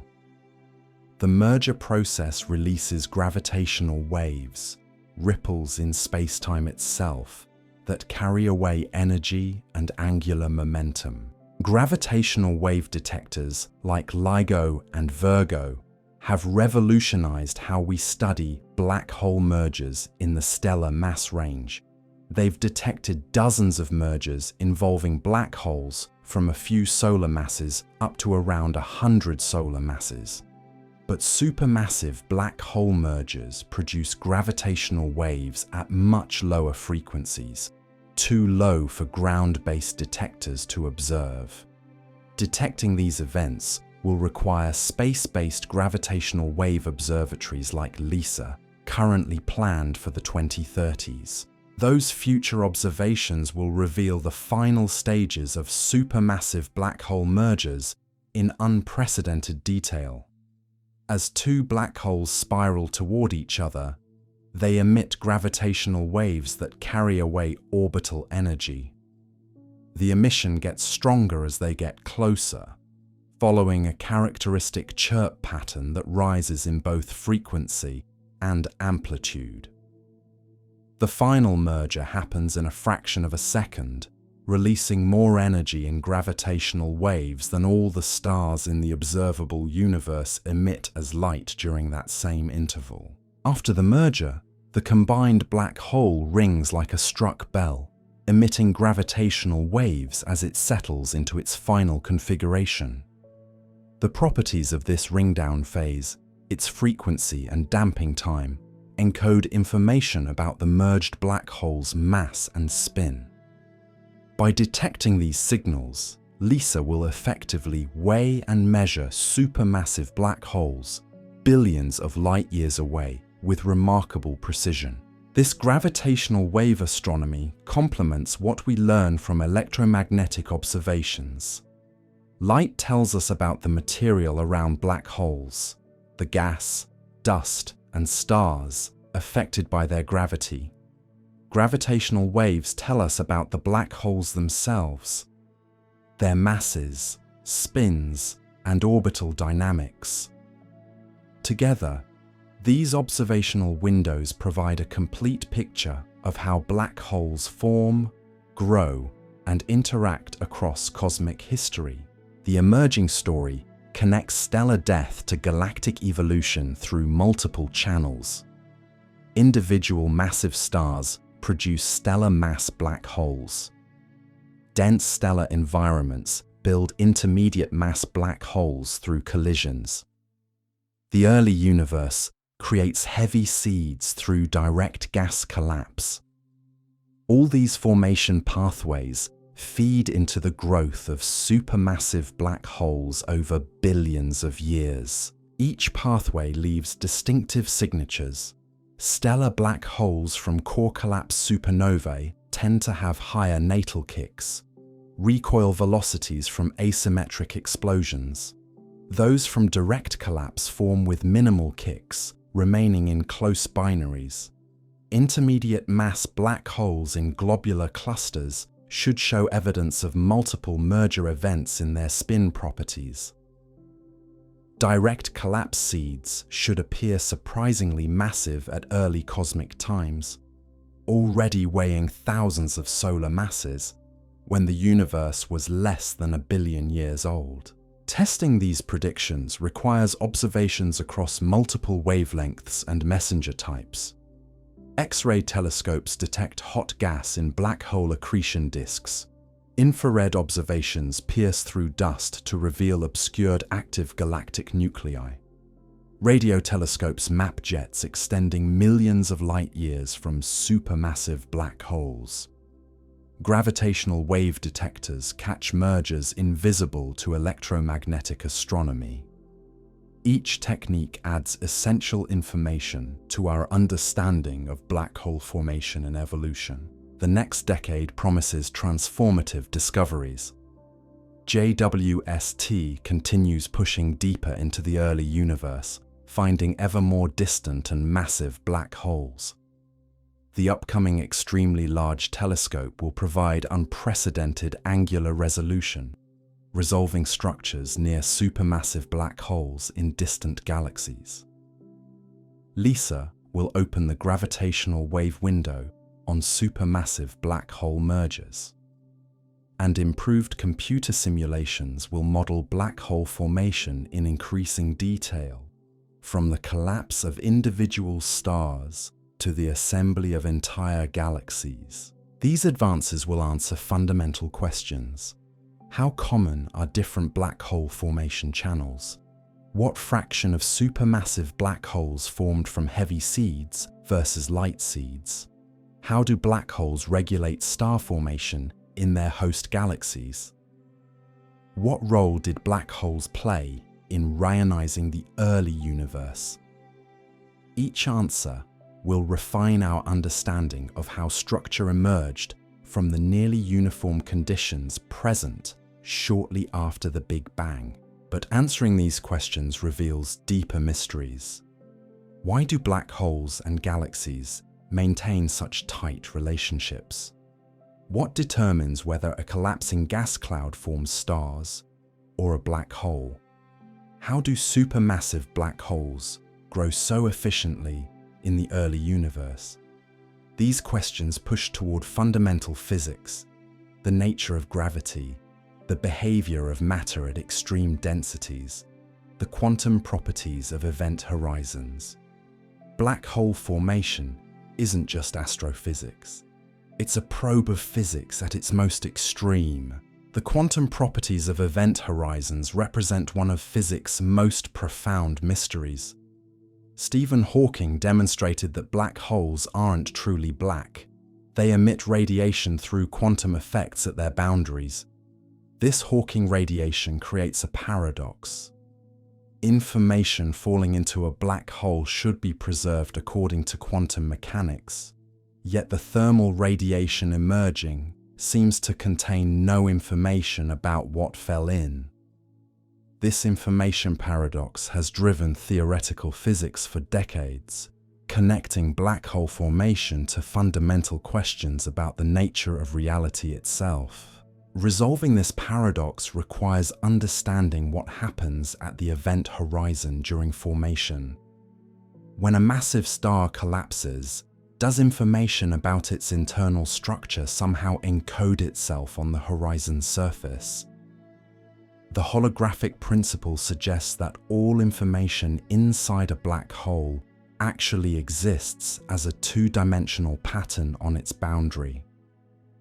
Formation would then involve translating three-dimensional stellar matter into two-dimensional horizon information. Recent theoretical work explores how this translation occurs during the collapse process itself. Quantum entanglement might provide the answer. As matter falls through the forming event horizon, particles become entangled with Hawking radiation, escaping from just outside. This creates quantum correlations that preserve information, even as the classical structure disappears into the singularity. The formation process would generate maximum entanglement between the black hole interior and its radiation, encoding everything about the infalling matter in subtle quantum correlations, detectable only through incredibly precise measurements spanning the black hole's entire lifetime. Testing these ideas requires observations of black holes at their birth. The first gravitational waves from a forming black hole might carry quantum signatures distinct from classical predictions. Similarly, gamma-ray bursts accompanying black hole formation could reveal quantum effects if observed with sufficient precision. Future detectors sensitive to high-frequency gravitational waves might detect quantum fluctuations in spacetime during stellar collapse, providing direct evidence of quantum gravity effects during black hole formation. The connection between black holes and thermodynamics runs deeper than Hawking radiation. Black holes have entropy proportional to their surface area, not their volume. This suggests fundamental information in the universe is two-dimensional, stored on surfaces rather than in volumes. Every black hole formation event increases the universe's total entropy, contributing to the arrow of time. Understanding formation mechanisms helps clarify why the second law of thermodynamics holds universally, why disorder always increases. This thermodynamic perspective reveals why certain formation pathways are preferred over others. Direct collapse maximizes entropy production, converting stellar structure into black hole surface area most efficiently. Failed supernovae with fallback represent intermediate entropy states, balancing between the order of stellar material and the disorder of a black hole. Successful supernovae that leave neutron stars preserve more order, keeping information accessible in the neutron star's structure rather than hiding it behind an event horizon. Magnetic fields during collapse might affect quantum properties of the resulting black hole. Strong fields could imprint patterns on the forming event horizon, creating structure beyond simple mass and spin. This magnetic memory could persist as subtle variations in Hawking radiation, or as tiny deviations from perfect black hole geometry. Detecting such signatures would prove that black hole formation preserves information about the collapsing star's magnetic field configuration, partially resolving the information paradox. The role of rotation becomes critical when considering quantum effects. A spinning black hole has a more complex horizon structure than a non-rotating one, with ergosphere regions where spacetime itself rotates. Formation processes that produce rapidly spinning black holes might create different quantum states than those producing slowly spinning ones. The spin parameter imprinted during formation could determine how information escapes via Hawking radiation billions of years later. Population 3 stars offer unique laboratories for studying formation physics. These metal-free giants existed when the universe was pristine, containing only hydrogen and helium from the Big Bang. Their collapse produced the first black holes, seeding later growth into supermassive varieties. Because they formed from chemically pure gas, their black holes might have simpler quantum properties than those formed from metal-rich stars. Detecting differences between primordial and modern stellar black holes could reveal how chemical composition affects quantum aspects of formation. The mass gap between neutron stars and black holes narrows as observations improve. Recent detections of compact objects with masses around 2.5 solar masses blur the boundary between these categories. Do such objects represent the lightest possible black holes, formed when neutron stars just barely exceed their maximum mass? Or are they exotic neutron stars with equation of state properties unlike normal nuclear matter? Formation mechanisms determine which interpretation is correct, with implications for nuclear physics at densities exceeding atomic nuclei. Fallback supernovae provide clues about this transition region. When an explosion ejects some material but not enough to completely unbind the stellar envelope, the remnant's final mass depends on how much matter falls back. This fallback accretion can push a proto-neutron star over the mass limit, triggering delayed black hole formation. The timescale for this transition, milliseconds, seconds, or hours, depends on the explosion energy and stellar structure. Each timescale produces different observational signatures, from extended supernova light curves to peculiar chemical abundances in surrounding gas. Binary systems offer the cleanest tests of formation theories. When one star in a binary becomes a black hole, while its companion remains normal, we can measure the black hole's properties precisely through orbital dynamics. The companion star also records information about the formation event. If the supernova was asymmetric, it imparted a natal kick that altered the binary orbit. Measuring this orbital eccentricity reveals the kick velocity, which constrains whether formation involved an explosion or direct collapse. VFTS 243 exemplifies this forensic approach. The binary system contains a black hole and a massive star in a circular orbit, suggesting the black hole formed with minimal kick. If a typical supernova had occurred, the asymmetric explosion would have imparted velocity to the newborn black hole, creating an eccentric orbit. The observed circular orbit indicates direct collapse with the energy carried away by neutrinos rather than ejected matter.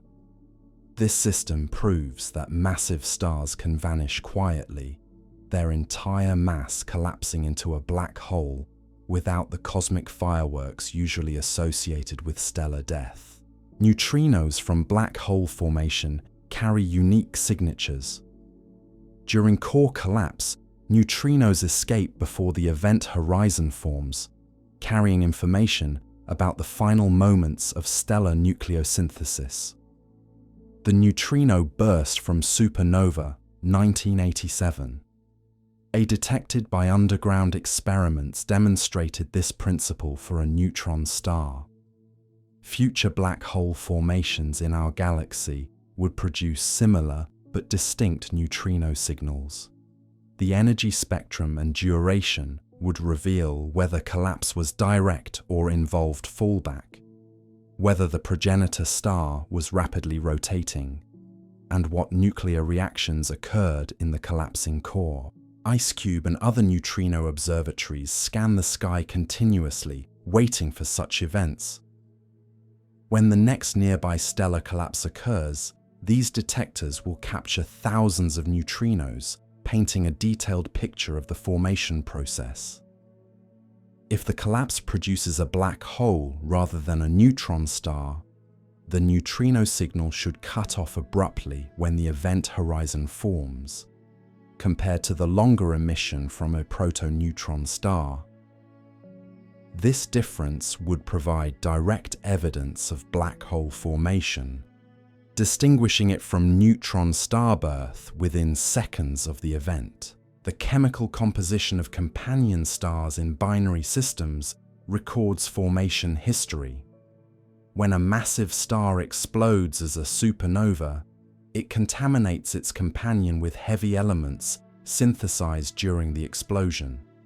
The companion's surface should show enhanced abundances of oxygen, magnesium, and silicon if a supernova occurred.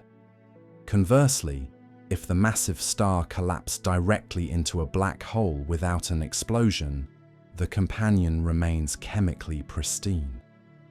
Spectroscopic analysis of companions in binary black hole systems reveals which formation pathway occurred, with implications for understanding stellar evolution and nucleosynthesis. Gaia BH3's companion star shows metal-poor composition, consistent with formation from a low metallicity progenitor. This chemical signature supports theoretical predictions that metal-poor stars can produce more massive black holes because they lose less mass through stellar winds during their lives. The correlation between chemical composition and black hole mass provides a crucial test of stellar evolution models. If many massive black holes have metal-poor companions, it confirms that the first stars in the universe produced a population of unusually heavy stellar black holes. Globular cluster dynamics reveal intermediate mass black hole formation through gravitational interactions.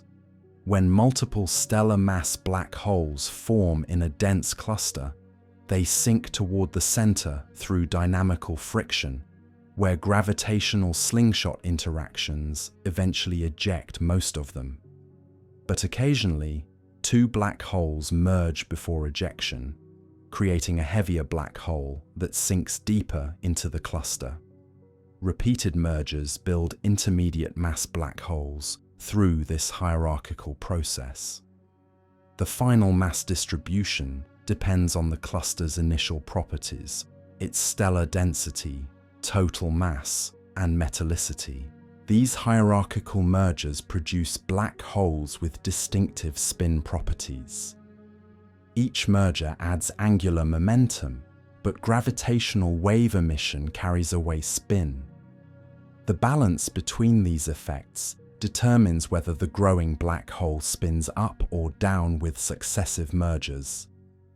Theoretical models predict specific mass-spin correlations for hierarchically formed intermediate mass black holes. Future gravitational wave detections from such mergers will test these predictions, revealing whether intermediate mass black holes in globular clusters actually form through this runaway process. The upper mass limit for stellar black holes depends on formation physics. Pair instability supernovae should completely disrupt stars between approximately 130 and 250 solar masses, leaving no remnant. Above this range, stars might collapse directly into black holes with masses exceeding 250 solar masses. Below it, normal core collapse processes produce black holes up to perhaps 50 or 60 solar masses. Observations of black hole masses test these theoretical boundaries. Gaia B H3 at 33 solar masses lies comfortably below the pair instability gap, but some gravitational wave detections hint at black holes in the gap itself. These gap objects challenge formation theories. Did they form through stellar collapse despite pair instability predictions? Or did they grow through mergers after formation? The spin measurements provide clues. Objects formed through stellar collapse should have spins aligned with their progenitor star's rotation, while merger products show more random spin orientations. As gravitational wave detectors improve, spin measurements for more black holes will clarify whether the pair instability gap contains black holes and what formation mechanisms fill it. Direct collapse black holes in the early universe bypass normal stellar evolution entirely. When primordial gas clouds collapse without fragmenting into stars, they can form black holes with thousands to millions of solar masses directly. This process requires special conditions: strong radiation fields to prevent cooling, turbulent gas flows, to suppress fragmentation, and massive dark matter halos to provide gravitational confinement. Computer simulations show these conditions naturally arise in rare regions of the early universe, producing heavy seeds without requiring stars as intermediaries. The Infinity Galaxy discovery provides observational support for this scenario. The supermassive black hole sits between two galactic nuclei rather than inside either, surrounded by dense gas clouds. This unusual location matches predictions for direct collapse formation during a galaxy merger. The gas compressed between colliding galaxies becomes dense and turbulent enough to collapse directly into a massive black hole. Follow-up observations measuring the black hole's mass, the surrounding gas properties, and the merger dynamics will test whether this interpretation is correct. Primordial black holes represent another exotic formation pathway. If density fluctuations in the early universe exceeded critical thresholds, regions could collapse into black holes before stars formed. These primordial black holes could have any mass from microscopic to thousands of solar masses, depending on when they formed. They constitute a potential dark matter candidate if produced in sufficient numbers. Recent gravitational wave detections from unexpectedly massive black hole mergers have revived interest in primordial black holes, though distinguishing them from stellar remnants remains challenging. The cosmic microwave background provides constraints on primordial black hole abundance. If too many formed in the early universe, they would distort the radiation patterns we observe. Current limits suggest primordial black holes cannot constitute all dark matter, but they might comprise a significant fraction. Future measurements of gravitational wave backgrounds and small-scale structure formation will tighten these constraints, revealing whether primordial black holes contribute meaningfully to the universe's black hole population. Formation mechanisms connect to gravitational wave astronomy in subtle ways. The black hole spin distribution depends on formation physics. Direct collapse produces different spins than fallback supernovae, which differ from binary mergers. As LIGO, Virgo, and CAGRA detect hundreds of black hole mergers, the statistical distribution of spins and masses will reveal which formation pathways dominate. Early results suggest a mix of formation channels, with both high-spin and low-spin black holes present in the merger population. Future detectors will measure spins more precisely, distinguishing between formation scenarios with similar mass distributions but different spin predictions. Einstein Telescope and Cosmic Explorer will detect mergers at higher redshifts, probing black hole formation in the early universe when conditions differed from today. LISA will observe supermassive black hole mergers, revealing whether they grew from light or heavy seeds. Each detection adds information about formation processes across cosmic history, building a complete picture of how black holes came to exist. Black hole detection has transformed from theoretical speculation into observational reality through multiple complementary techniques. When black holes consume material, the infalling matter heats to millions of degrees, emitting X-rays detectable across interstellar distances.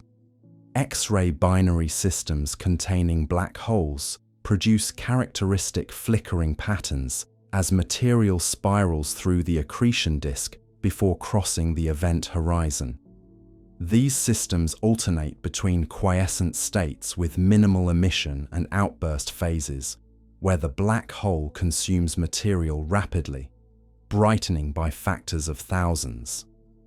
The timing patterns of these fluctuations reveal black hole masses and spin rates. Optical observations detect black holes through their gravitational effects on visible companions.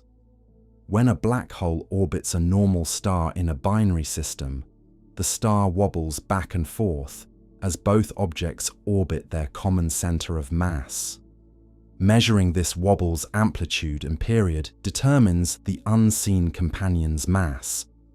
If that mass exceeds neutron star limits, roughly 3 solar masses, the invisible object must be a black hole. This technique identified the first confirmed stellar black hole, Cygnus X1, in 1964, when radio observations revealed a massive invisible companion pulling on a visible supergiant star.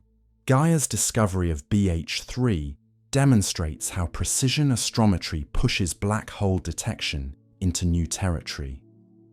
The European Space Agency's Gaia mission measures stellar positions and motions with unprecedented accuracy, tracking billions of stars across the Milky Way. When analyzing one star's motion, astronomers noticed an unusual wobble indicating an unseen massive companion. Follow-up spectroscopic observations measured the star's orbital velocity, revealing it orbited a 33 solar mass black hole every 11 years. The black hole's extreme mass, exceeding any previously known stellar black hole in our galaxy, challenges formation models while demonstrating how systematic sky surveys reveal hidden populations. Radio observations trace black hole jets extending thousands of light years from their sources. When black holes consume material, magnetic fields threading the accretion disk can launch narrow beams of particles and radiation perpendicular to the disk. These jets travel at nearly light speed, producing radio emission through synchrotron radiation. Radio telescopes detect jets from stellar black holes within our galaxy and from supermassive black holes in distant galaxies. The Very Long Baseline Array links radio telescopes across continents, achieving resolution fine enough to image jet structure near black hole event horizons. The Event Horizon Telescope achieved the impossible in 2019 by imaging a black hole's shadow. This globe-spanning network of radio telescopes combined their signals to create an Earth-sized virtual telescope, resolving the supermassive black hole in galaxy M87. The resulting image showed a bright ring of emission surrounding a dark central region. The black hole's shadow cast against the glowing accretion disk. The shadow's size confirmed Einstein's predictions about how extreme gravity warps spacetime near black holes. Subsequent observations imaged Sagittarius A star, the supermassive black hole at our galaxy's center, revealing similar structure despite its million-fold smaller mass. Gravitational wave detectors opened an entirely new window on black hole populations. LIGO's September 2015 detection of merging black holes marked astronomy's transition into multi-messenger observation. The detector's laser interferometers measure spacetime ripples as passing gravitational waves stretch and compress the arms by fractions of a proton width.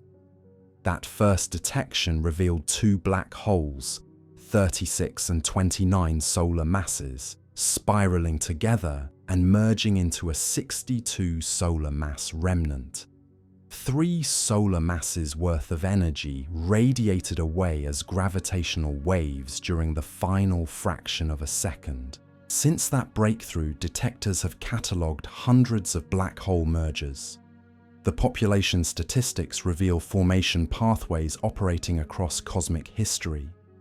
Most detected mergers involve black holes between 7 and 50 solar masses, consistent with stellar evolution predictions.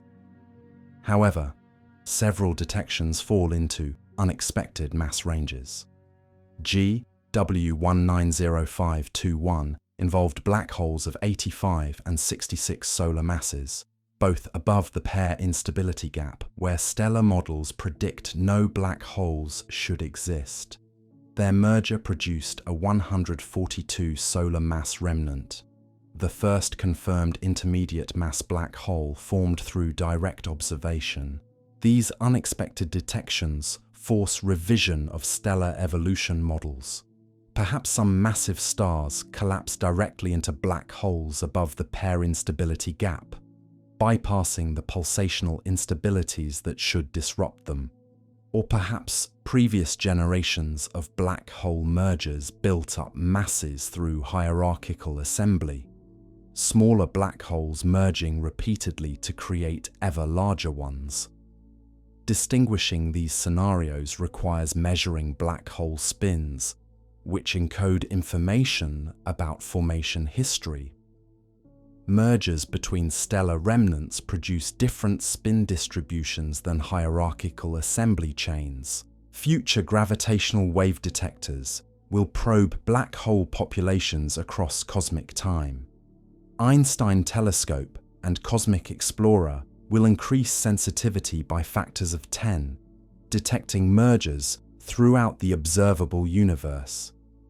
These third-generation detectors will observe black hole formation in the early universe, when stars formed from pristine hydrogen and helium without heavy elements. The mass and spin distributions of these primordial black holes test how the first massive stars evolved and died. Population 3 stars, the universe's first generation, should produce different black hole populations than modern stars rich in carbon, oxygen, and iron. LISA, the Laser Interferometer Space Antenna, will detect supermassive black hole mergers. Launching in the 2030s, this space-based detector uses 3 spacecraft separated by 2.5 million kilometers to track gravitational waves with periods of minutes to hours. These low-frequency waves come from black holes millions to billions of solar masses merging during galaxy collisions. LISA will observe supermassive black hole growth directly, measuring whether they grew from light or heavy seeds, and tracking their merger history across cosmic time. Each detection provides a fossil record of black hole assembly extending back to the universe's first billion years. Tidal disruption events offer another black hole detection method. When a star wanders too close to a black hole, tidal forces stretch and compress it until the star tears apart. Half the stellar debris falls into the black hole, while the other half escapes. The infalling material produces a bright flare of optical and X-ray emission lasting months to years as it spirals inward. Astronomers have catalogued dozens of these stellar destruction events, using the flare properties to measure black hole masses and spins. The rate of tidal disruptions constrains black hole populations in galaxy centers. Quasar observations trace supermassive black hole growth across cosmic history. These luminous objects outshine entire galaxies as supermassive black holes consume material at prodigious rates. The most distant quasars appear as they existed less than 1 billion years after the Big Bang, when the universe was only 7% its current age. These early quasars contain billion solar mass black holes that somehow grew extraordinarily rapidly. Standard accretion models cannot explain this fast growth, suggesting either heavy seed formation or sustained periods of super-Eddington accretion, where black holes consumed material faster than theoretical limits normally allow. The Chandra X-ray Observatory has identified supermassive black hole candidates at even earlier times. Observations of galaxy cluster Abell 2744, which acts as a gravitational lens magnifying distant galaxies behind it, revealed X-ray emission from galaxies existing only 450 million years after the Big Bang, The X-ray luminosity indicates black holes already reaching 10 to 100 million solar masses. If these masses are confirmed, they would represent the earliest supermassive black holes known, existing when the universe was barely 3% its current age. Such rapid growth strongly favors heavy seed formation over gradual buildup from stellar remnants. Chemical abundance patterns provide indirect evidence about black hole formation. When massive stars explode as supernovae, they disperse heavy elements synthesized during their lives and final moments. Stars forming from this enriched gas incorporate these elements, creating observable chemical signatures. Gaia B H3's companion star shows unusually low metallicity, very few heavy elements, suggesting the black hole formed from a metal-poor progenitor star. Theory predicts that metal-poor stars lose less mass through stellar winds, allowing them to retain more mass and form heavier black holes when they collapse. This metallicity connection links black hole properties to galactic chemical evolution. In the early universe, all stars formed from pristine gas containing only hydrogen and helium. These population 3 stars could grow extremely massive before collapsing into black holes. As generations of stars lived and died, each enriched the interstellar medium with heavier elements. Modern stars form from metal-rich gas and lose more mass through winds, producing lighter black holes when they die. The transition between these regimes should create detectable patterns in black hole mass distributions across cosmic time. Electromagnetic counterparts to gravitational wave detections reveal black hole environments. While most black hole mergers occur in empty space and produce only gravitational waves, some might happen in gas-rich regions, where the merger triggers observable electromagnetic emission.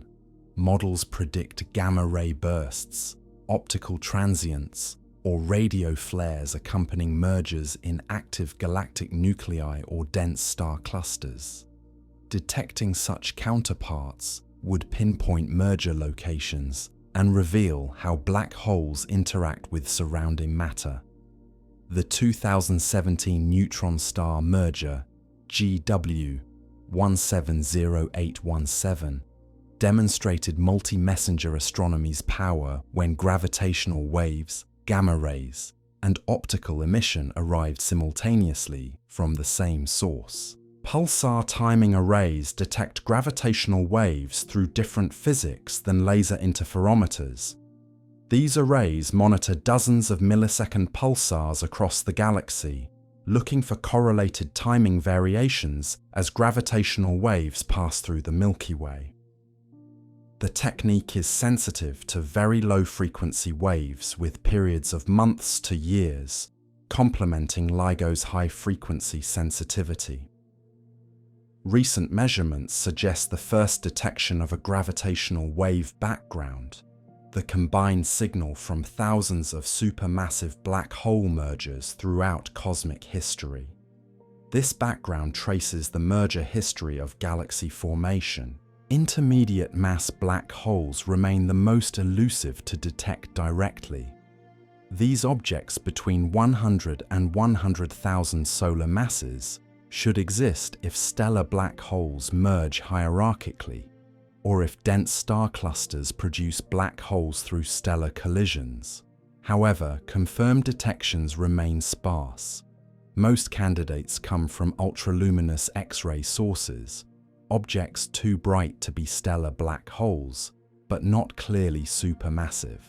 Some dwarf galaxies show kinematic evidence for central black holes with thousands of solar masses. Gravitational wave detections of intermediate mass mergers provide the cleanest confirmation, but these events are rare and difficult to detect. Globular clusters offer promising hunting grounds for intermediate mass black holes. These ancient star clusters contain hundreds of thousands of tightly packed stars, where collisions and interactions happen frequently. Simulations predict that repeated stellar mergers in cluster cores build very massive stars that collapse into intermediate mass black holes. Observational evidence includes velocity measurements, showing stars orbiting unseen massive objects near cluster centers. However, alternative explanations involving populations of stellar black holes rather than single intermediate mass objects cannot be ruled out. Future observations with adaptive optics and space-based telescopes will resolve cluster cores more clearly. The connection between detection methods and formation mechanisms runs deeper than simple observation. Each technique samples different black hole populations formed through different pathways. X-ray binaries predominantly detect stellar black holes formed from isolated massive star evolution. Gravitational wave detectors preferentially find merging black holes in binary systems, which may form through different channels than isolated black holes. Quasar surveys trace supermassive black holes actively consuming gas, while tidal disruption events reveal quiescent black holes in galaxy centers. Combining these complementary observations builds a complete census of black hole populations across mass, spin, environment, and cosmic time. Machine learning algorithms increasingly assist black hole searches by identifying candidates in vast datasets. Neural networks trained on known black hole properties scan X-ray and optical catalogs for objects with similar characteristics. These algorithms have discovered black hole candidates that human astronomers overlooked, including unusual systems where black holes orbit unexpected companion types. As survey telescopes generate petabytes of data nightly, automated detection becomes essential for maintaining comprehensive black hole catalogs. The future of black hole detection lies in multi-messenger observations combining gravitational waves, electromagnetic radiation, and potentially neutrinos. When detectors across the spectrum observe the same event, the combined data reveals far more than any single instrument could measure alone. Gravitational waves precisely measure masses and spins, while electromagnetic observations reveal environments and formation contexts. This synergy will ultimately solve the mysteries of how black holes form, grow, and shape cosmic evolution. The question of how black holes form has haunted astrophysics since these objects were first theorized. Every black hole tells a story of violent death, gravitational collapse, or cosmic collision. Yet the details of these origin stories vary dramatically depending on which type of black hole we're examining. The pathways to creating stellar mass black holes differ fundamentally from those that produce supermassive giants, and intermediate mass black holes occupy a puzzling middle ground that challenges our understanding of both extremes. Stellar black holes begin their existence in the most dramatic cosmic events visible from Earth. When a massive star exhausts its nuclear fuel, the internal pressure supporting the star against its own gravity suddenly vanishes. What happens next depends critically on the star's mass and composition. For stars with cores exceeding roughly 20 solar masses, the collapse proceeds with catastrophic speed. The core implodes in less than a second, compressing matter to densities beyond anything else in the universe. The outer layers rebound from this suddenly formed neutron core and explode outward as a supernova, while the core continues collapsing past the neutron star stage into a black hole. But not all stellar black holes announce their birth with such fanfare. Recent observations of the binary system VFTS 243 revealed something extraordinary. This system contains a black hole that formed without any detectable supernova explosion. The star simply vanished from the sky as its material collapsed directly inward. Professor Irene Tambora from the Niels Bohr Institute explained that the energy was lost mainly through neutrinos, rather than being released as visible light and explosive material. This direct collapse mechanism represents a quieter pathway to black hole formation that may be more common than traditionally assumed. The process challenges our understanding of stellar death. When a massive star's core collapses, it should trigger a powerful shockwave that blows the outer layers into space. However, in these failed supernova, something different occurs. The collapsing material falls inward so rapidly and completely that the shockwave never gains enough energy to escape. Instead, neutrinos carry away the gravitational binding energy while the visible matter disappears behind an event horizon.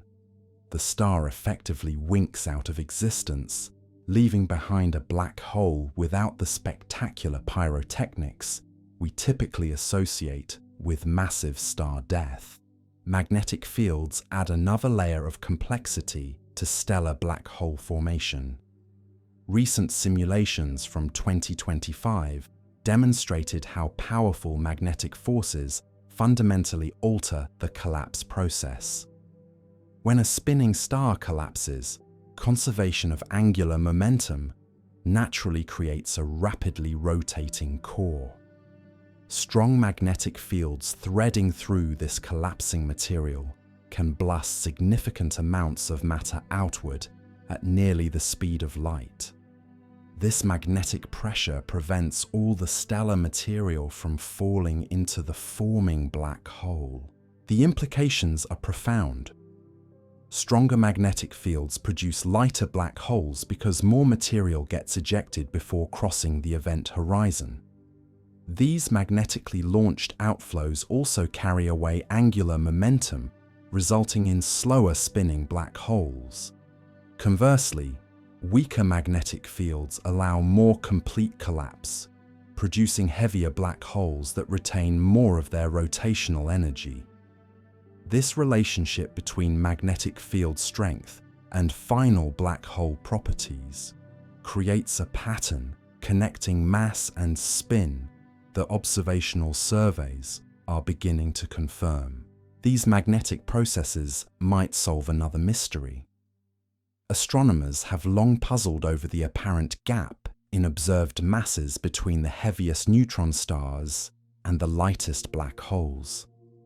Traditional stellar evolution models struggle to produce black holes in this mass gap between roughly 3 and 5 solar masses. However, magnetic fields ejecting matter during collapse could naturally create black holes in precisely this forbidden range, filling the gap through a mechanism that standard supernova theory doesn't include. The magnetic scenario also predicts observable signatures. Simulations suggest that magnetic launching of material during black hole formation should produce bursts of gamma rays as particles accelerate to relativistic speeds.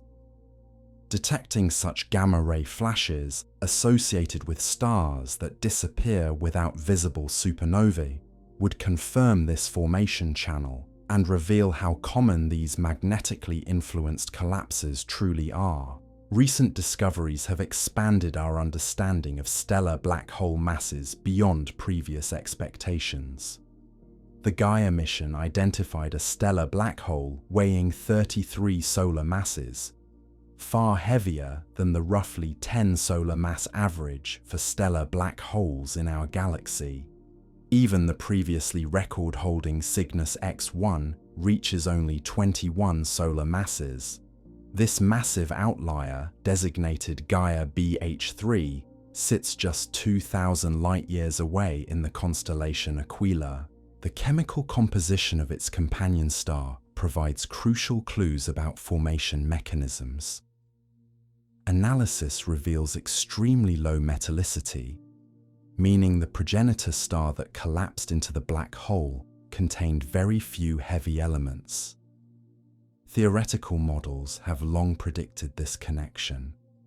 Stars with fewer metals lose less mass through stellar winds during their lives because metal-rich atmospheres are more easily blown away by radiation pressure.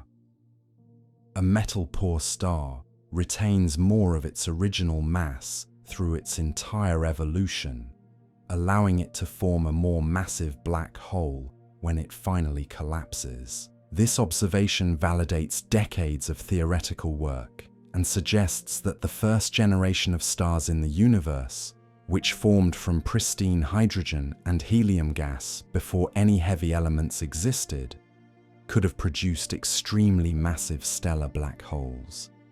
These primordial black holes might serve as seeds for the supermassive black holes we observe in distant galaxies formed shortly after the Big Bang. Speaking of supermassive black holes, their formation mechanisms present entirely different challenges. These cosmic giants contain millions or billions of solar masses, yet observations reveal supermassive black holes already in place less than 1 billion years after the Big Bang. Standard accretion physics cannot explain such rapid growth. Even if a stellar black hole formed immediately after the Big Bang and consumed matter at the maximum possible rate for the entire intervening time, it couldn't reach 1 billion solar masses in the available time. Two competing theories attempt to explain supermassive black hole origins through different seed formation mechanisms. The light seed scenario proposes that stellar black holes up to perhaps 1,000 solar masses form from the first generation of massive stars. If enough of these stellar black holes gather in dense environments, successive mergers gradually build supermassive black holes. However, this hierarchical merging takes time. The James Webb Space Telescope has found massive black holes so early in cosmic history that light seed formation may not have had sufficient time to produce them through mergers alone. The alternative heavy seed scenario offers a shortcut.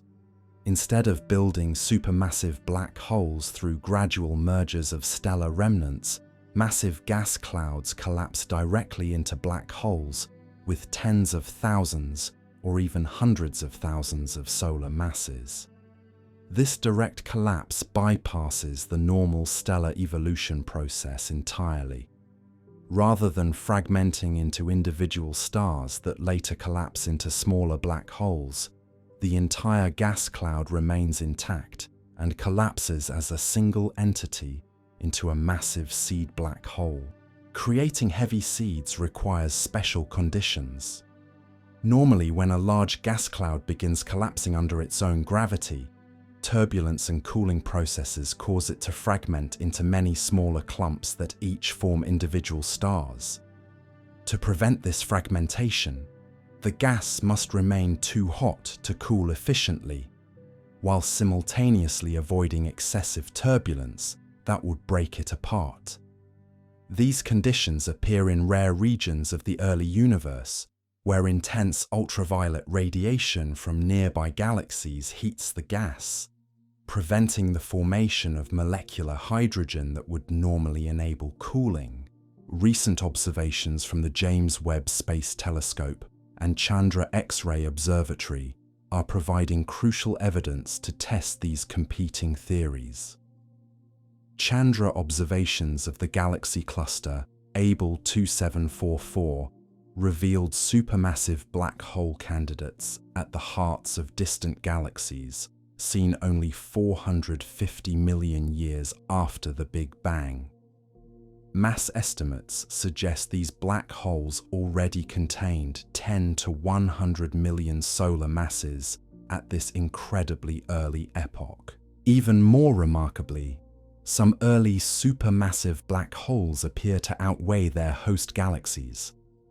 In the local universe, Supermassive black holes typically contain only about 0.1% of their galaxy's stellar mass. But several early quasars show black hole masses comparable to or exceeding their host galaxy's stellar mass. Such extreme ratios suggest the black holes formed before significant star formation occurred, strongly supporting heavy seed formation rather than gradual growth through light seed mergers. The James Webb Space Telescope may have identified the first confirmed direct collapse black hole. Astronomers studying images from the Cosmos Web Survey noticed something unusual in a double nuclei galaxy formed by the collision of two galaxies.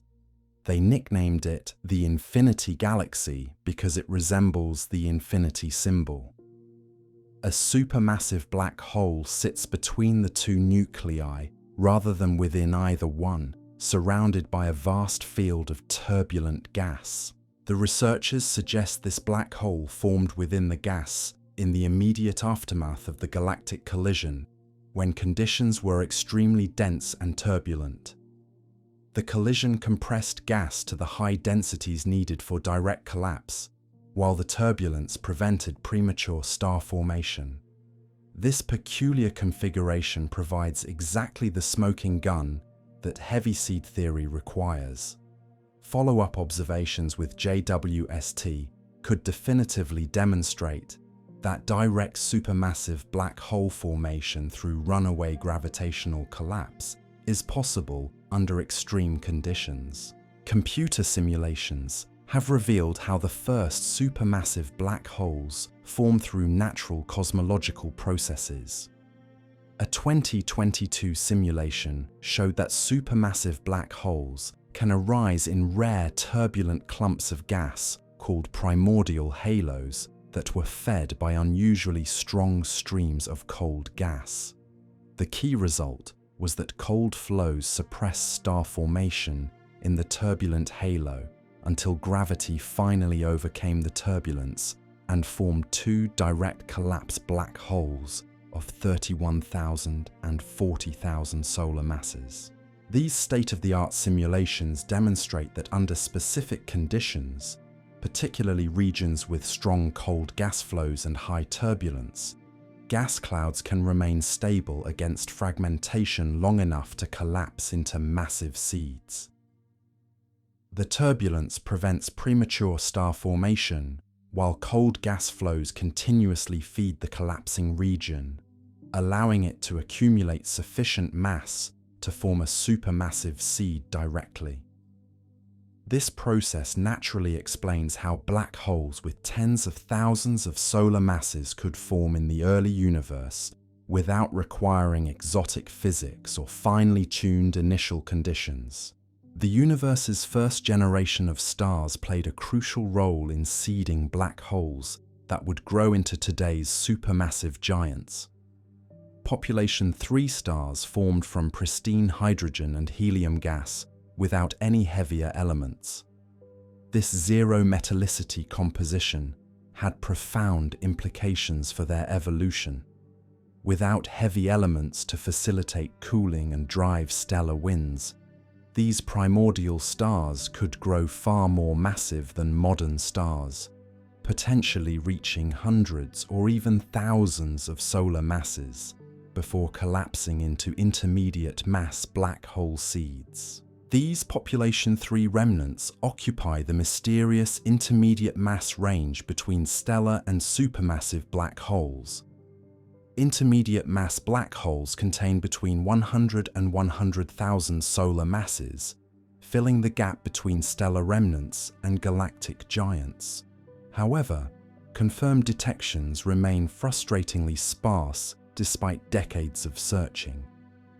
Most candidates come from ultraluminous X-ray sources, objects too bright to be stellar black holes, but not clearly supermassive. Some dwarf galaxies show kinematic evidence for central black holes with thousands of solar masses, though alternative explanations cannot be ruled out. Star clusters provide unique environments where intermediate mass black holes can form through spectacular collision processes unavailable elsewhere.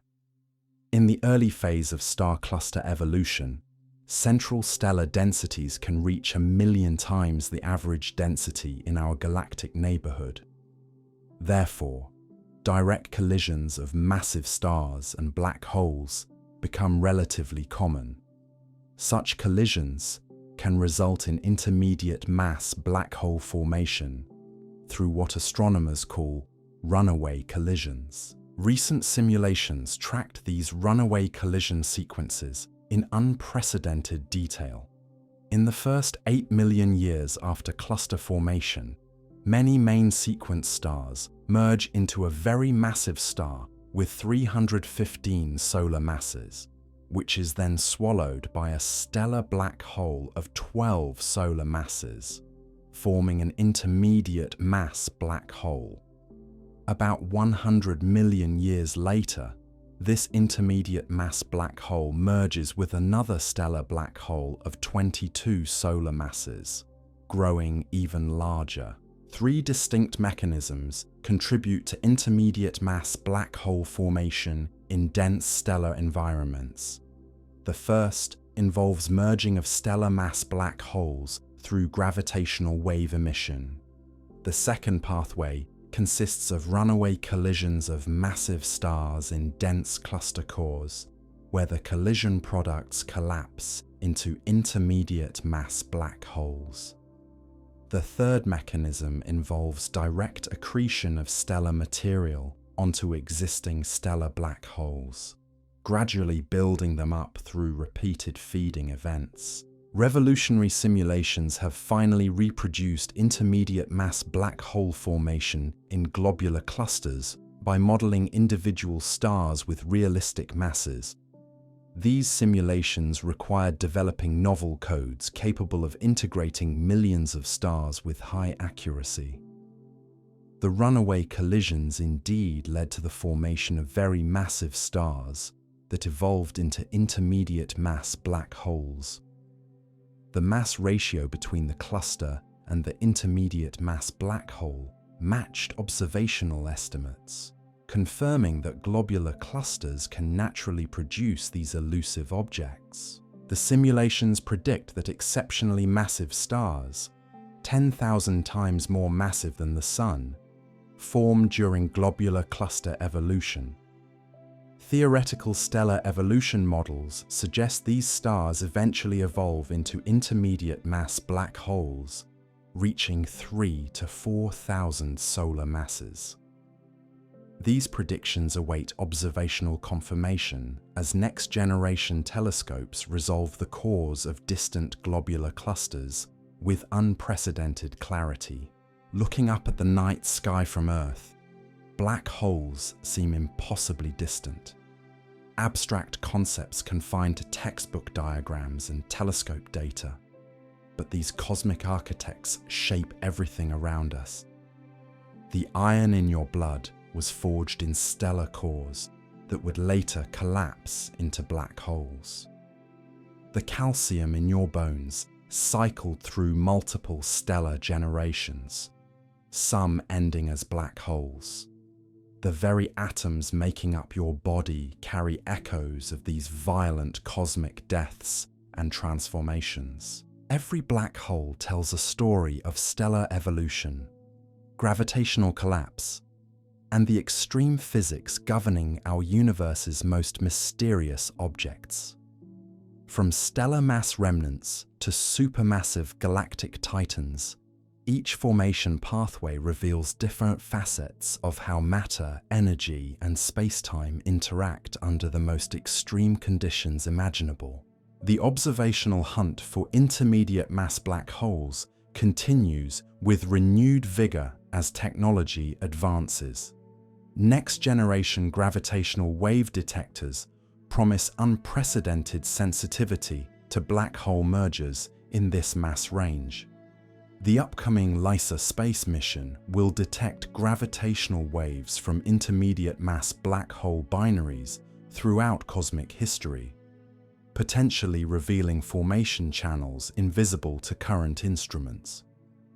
Ground-based detectors like Einstein Telescope and Cosmic Explorer will bridge the gap between current LIGO sensitivity and LISA's capabilities, covering the crucial intermediate frequency range where these elusive objects should produce detectable signals. Electromagnetic observations are also pushing boundaries. The Event Horizon Telescope collaboration that captured the first black hole image continues expanding its network, promising higher resolution views of black hole environments. Future observations may resolve the immediate vicinity of intermediate mass black holes in globular clusters or dwarf galaxies, directly confirming their existence and measuring their properties.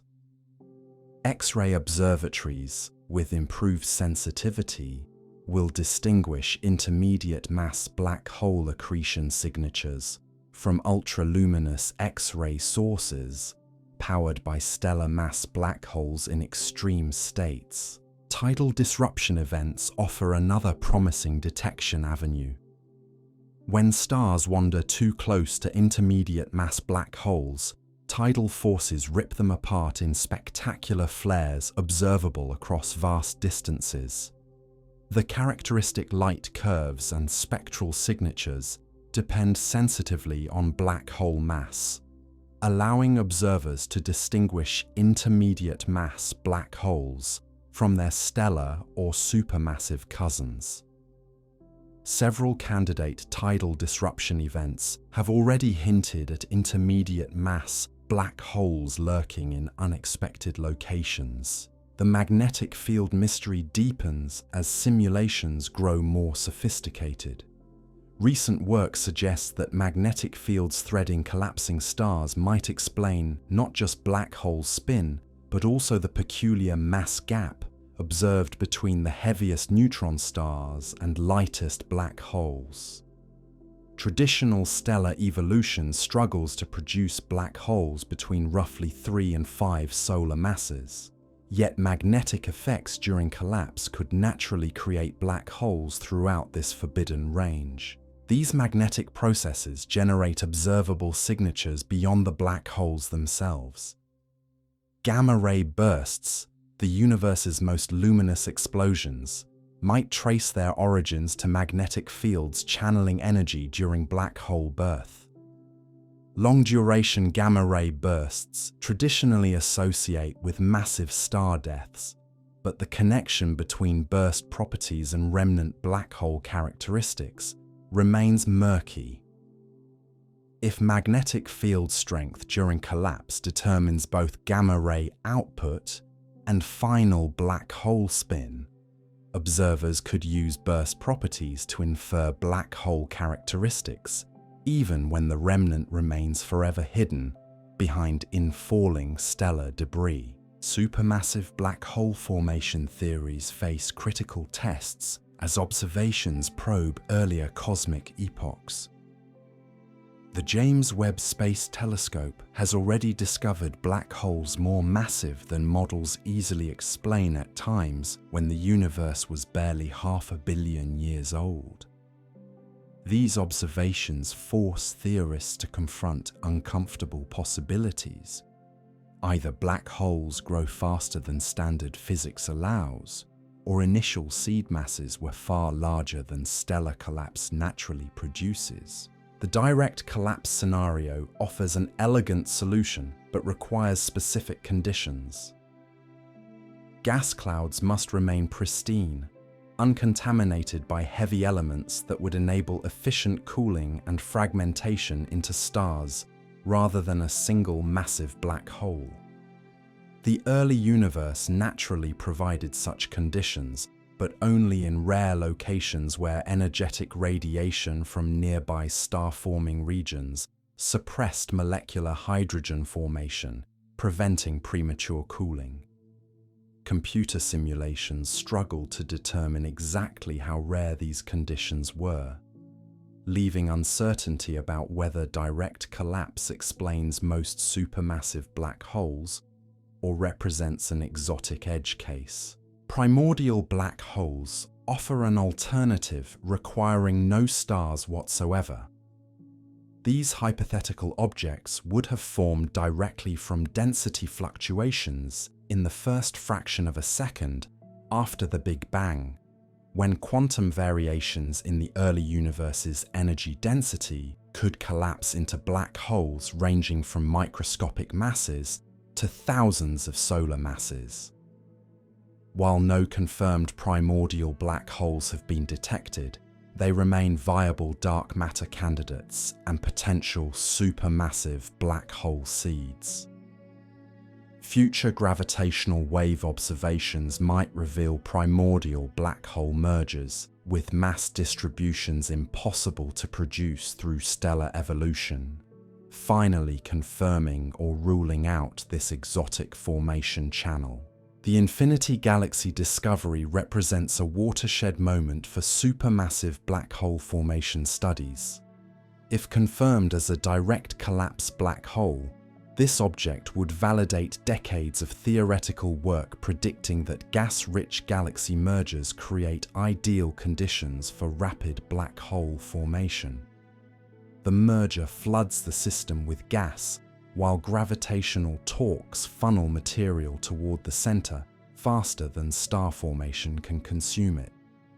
Turbulence prevents fragmentation, while cold flows continuously replenish the collapsing cloud, allowing it to accumulate hundreds of thousands or even millions of solar masses before forming a black hole in a single catastrophic collapse. Follow-up observations will test this interpretation.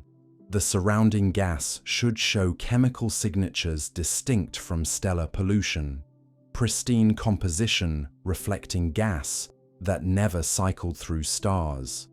The black hole's mass should correlate with the total gas mass present during the merger, rather than the stellar mass of either progenitor galaxy. And the system's age should match the merger timescale, with the black hole forming within tens of millions of years after the collision began, rather than growing gradually over billions of years through accretion and mergers. Population 3 stars remain frustratingly hypothetical despite their critical role in cosmic evolution. No population 3 star has ever been directly observed.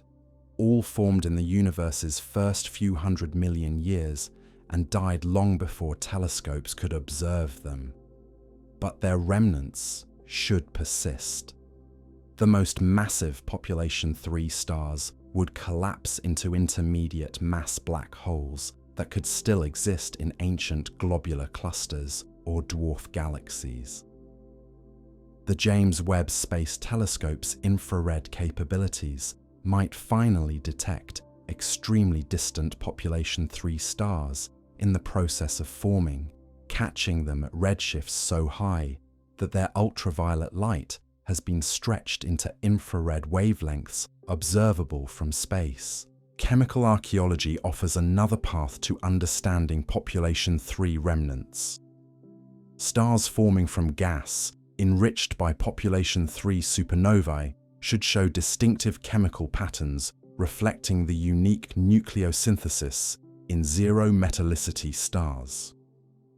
Surveys have identified several extremely metal-poor stars with abundance patterns, potentially tracing back to single population 3 progenitors. As spectroscopic surveys expand, statistical analysis of these chemical signatures will constrain population 3 star masses, death mechanisms, and black hole production efficiency. Gravitational waves have revolutionized black hole astronomy in barely a decade. The first detection in 2015 confirmed that binary black holes exist, merge, and produce ripples in spacetime powerful enough to detect across billions of light years. Since then, dozens of additional mergers have been observed, revealing a black hole population far more diverse and dynamic than previously imagined. Masses, spins, and merger rates all challenge theoretical predictions, forcing constant model refinement. The most surprising discovery has been the mass distribution of merging black holes. Several detections fall in the theoretically forbidden mass gap between the heaviest neutron stars and lightest black holes produced by standard stellar evolution. Others involve black holes far more massive than single-star collapse should produce, suggesting hierarchical growth through repeated mergers rather than direct stellar collapse. And the spin measurements often exceed predictions, indicating either that stellar progenitors retained more angular momentum than expected, or that previous mergers spun up the black holes before their final coalescence. Future gravitational wave observations will detect intermediate mass black hole mergers throughout cosmic history. These events produce lower frequency gravitational waves than stellar mass mergers, requiring space-based detectors like LISA to observe them effectively. When LISA launches in the 2030s, it will open an entirely new window on intermediate mass black hole populations, potentially detecting hundreds of mergers annually, and finally resolving whether these missing links exist in the predicted numbers or remain stubbornly rare despite theoretical expectations. The connection between black holes and galaxy evolution grows increasingly clear as observations improve. Supermassive black holes don't just sit passively at galactic centers. They actively regulate star formation through powerful outflows that heat or expel gas that would otherwise cool and form stars. This feedback process explains the tight correlation between black hole mass and galaxy properties, suggesting that black holes and galaxies grow together through processes that remain incompletely understood despite decades of study. Simulations now follow this coevolution from early seeds through billions of years of growth. Black holes initially grow rapidly through gas accretion during galaxy mergers and gas-rich phases, then enter a maintenance mode where feedback balances accretion to keep the black hole mass proportional to galaxy stellar mass. Occasionally, fresh gas supplies from mergers or cold streams trigger renewed growth phases. This episodic behavior explains why some galaxies host actively accreting quasars, while others contain quiescent black holes detectable only through their gravitational influence on surrounding stars. Climate change on cosmic scales emerges from this black hole feedback. Just as Earth's climate results from complex interactions between atmosphere, oceans, and land, galactic climates arise from interplay between star formation, black hole growth, and gas flows. Supernova explosions heat gas locally, black hole winds heat it globally, and cold streams continually replenish it. The balance determines whether galaxies remain star-forming and blue or become quiescent and red. Most massive galaxies have transitioned from active star formation to quiescence, their central black holes having grown large enough that feedback now prevents significant new star formation. The final frontier remains primordial black holes formed in the Big Bang's first moments. These hypothetical objects require no stars, no gas collapse, just quantum fluctuations in the early universe's density field, amplified by inflation into regions dense enough to collapse directly into black holes. They could have any mass from microscopic to thousands of solar masses, depending on exactly when they formed and local conditions. If they exist in sufficient numbers, primordial black holes might constitute some or all of the dark matter pervading galaxies and galaxy clusters. Several observational tests constrain primordial black hole abundance across different mass ranges. Gravitational microlensing surveys search for stellar mass primordial black holes passing between Earth and distant stars, temporarily brightening them through gravitational focusing.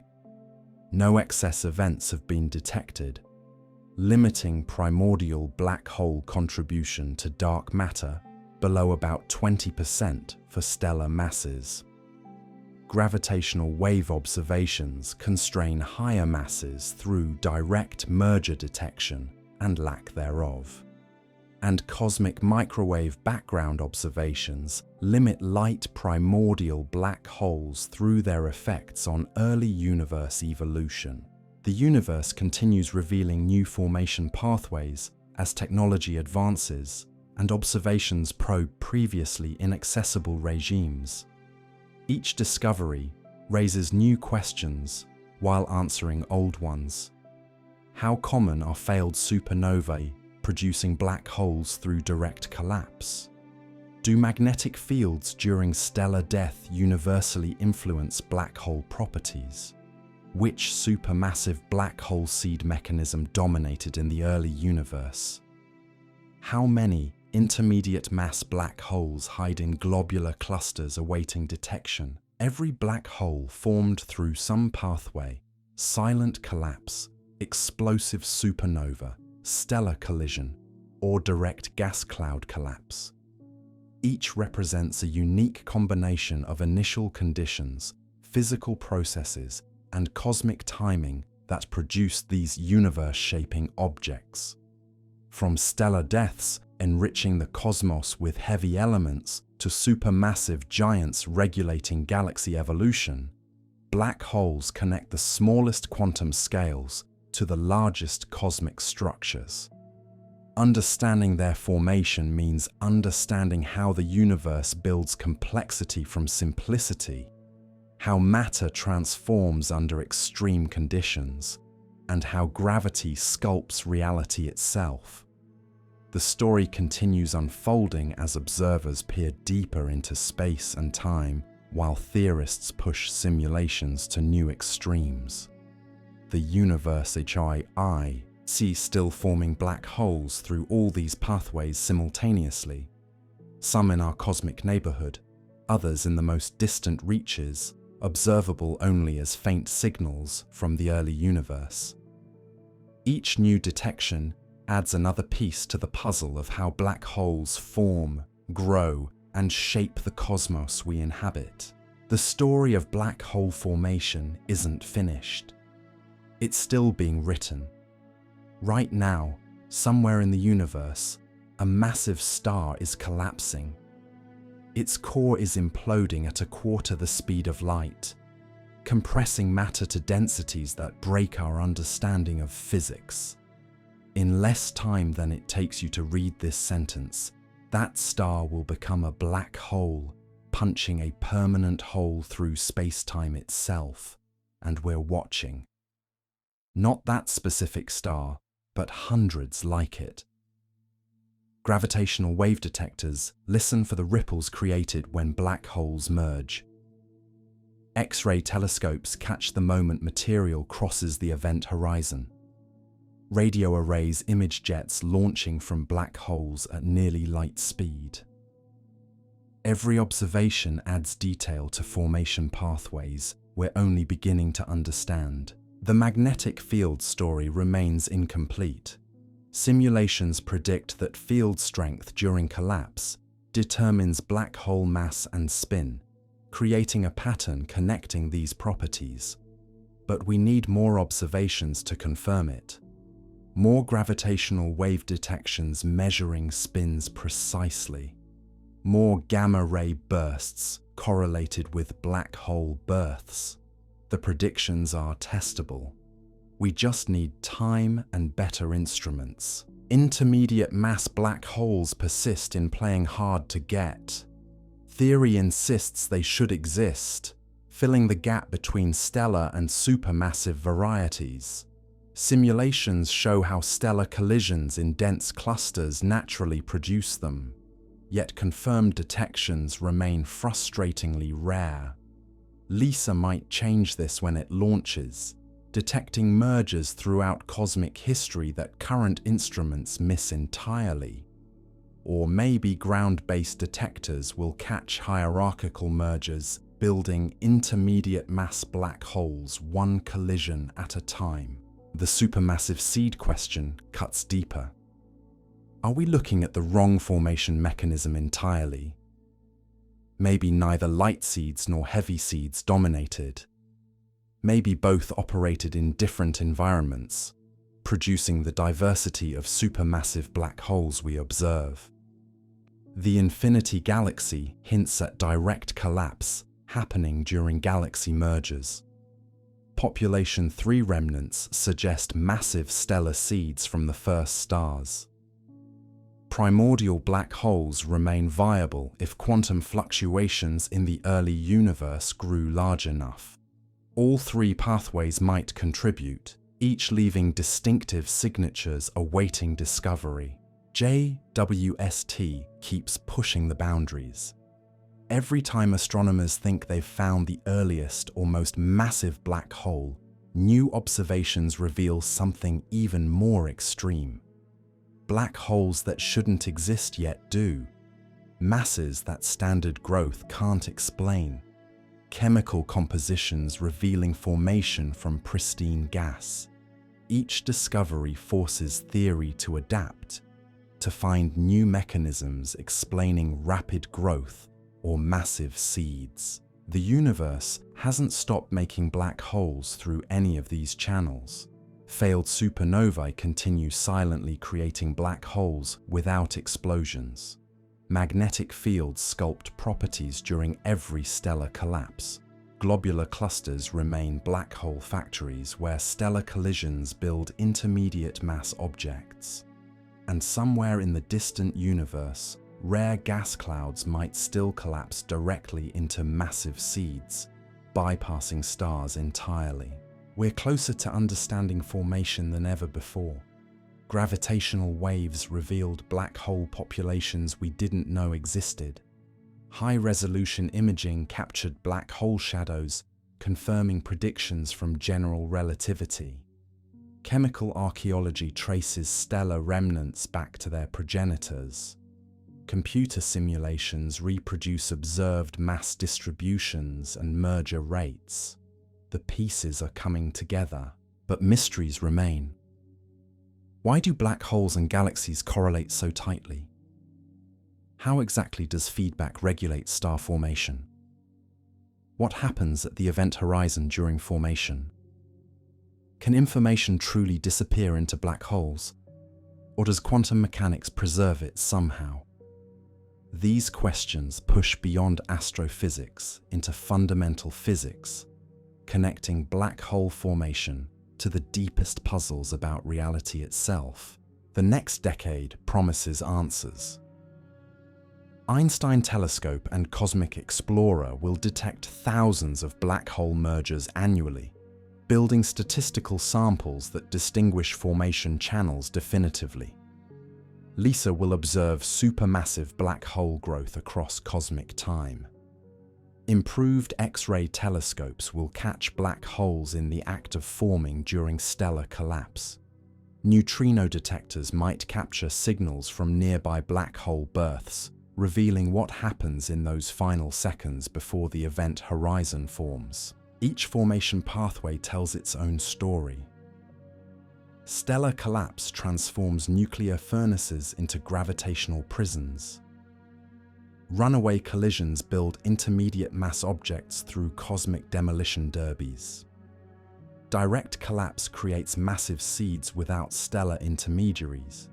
Failed supernovae vanish stars quietly, while magnetic fields sculpt properties during death. Population 3 remnants seed supermassive growth billions of years later. Every mechanism operates somewhere in the universe right now. These aren't just astronomical curiosities. Black holes fundamentally shape cosmic evolution. They regulate galaxy growth through feedback. They mix heavy elements through jets and winds. They test physics under conditions impossible to reproduce in laboratories. They connect quantum mechanics to gravity in ways we're only beginning to grasp. Understanding their formation means understanding how the universe builds complexity from chaos. The atoms in your body cycled through stars that became black holes. The iron in your blood formed in stellar cores before those stars collapsed. The calcium in your bones scattered through space when massive stars died. You're made of black hole remnants, stellar debris from formation events billions of years ago. The cosmic violence that creates black holes also creates the elements necessary for life. So when you look up at the night sky, remember that somewhere beyond what you can see, stars are collapsing into black holes. Gas clouds are compressing into massive seeds. Stellar mass black holes are merging into intermediate mass varieties. And supermassive giants continue growing at galactic centers, having started from seeds formed when the universe was young. The universe hasn't finished teaching us how black holes form. New formation pathways might await discovery, exotic mechanisms operating under conditions we haven't imagined, alternative theories challenging everything we think we know. Science advances through surprises, through observations that don't fit predictions, through discoveries forcing complete theoretical revisions. That's the beauty of this question. We've learned enough to know formation happens through multiple pathways, each operating under different conditions across cosmic history. But we haven't learned everything. The universe still holds secrets about its most mysterious objects, still conceals formation mechanisms in distant reaches we can barely observe, still surprises us every time we look deeper or with better instruments. Black holes form from stellar death, from gas cloud collapse, from stellar collisions, from quantum fluctuations in the early universe. Each pathway produces objects with distinctive properties encoding their formation history. Masses, spins, orbital configurations, chemical environments all carry information about how each black hole came into existence. We're learning to read these signatures, to reconstruct formation stories from observations made billions of years after the events occurred. And the process continues. Formation didn't stop when the universe aged. It didn't cease when conditions changed from the early universe to today. Black holes still form through all these mechanisms, creating new objects that will shape cosmic evolution for billions of years to come. Some might eventually evaporate through Hawking radiation. Others will merge into ever larger black holes as galaxies collide. A few might persist until the universe's end, whatever that looks like. The question of how black holes form connects everything. Stellar evolution determines which stars produce black holes versus neutron stars. Chemical composition affects mass loss during stellar life and remnant mass after collapse. Dense environments enable collisions impossible in isolation. Early universe conditions create opportunities for direct collapse that don't exist today. Galaxy evolution and black hole growth intertwine through feedback processes, neither fully independent nor completely coupled. We're still writing this story, still discovering formation pathways, still refining our understanding of known mechanisms, still searching for intermediate mass black holes that theory predicts but observations struggle to confirm. Still explaining how supermassive black holes grew so massive so quickly in the early universe. Still measuring spins and masses and merger rates to distinguish competing formation theories. The universe forms black holes through violence and silence, through explosions and vanishings, through collisions and collapse. Each pathway leaves evidence if we know where to look and how to interpret what we find. Gravitational waves from mergers, X-rays from accretion, chemical abundances in companion stars, orbital eccentricities revealing natal kicks, gamma-ray bursts accompanying magnetic launching, neutrino pulses from core collapse. Every observable carries information about formation if we can decode it. That star collapsing right now somewhere in the universe won't be the last. Tomorrow, another will follow, then another. Formation continues as long as massive stars exist, as long as dense clusters enable collisions, as long as gas clouds can collapse. The universe hasn't stopped creating its most mysterious objects. It's still forming black holes at this very moment through pathways both understood and yet to be discovered.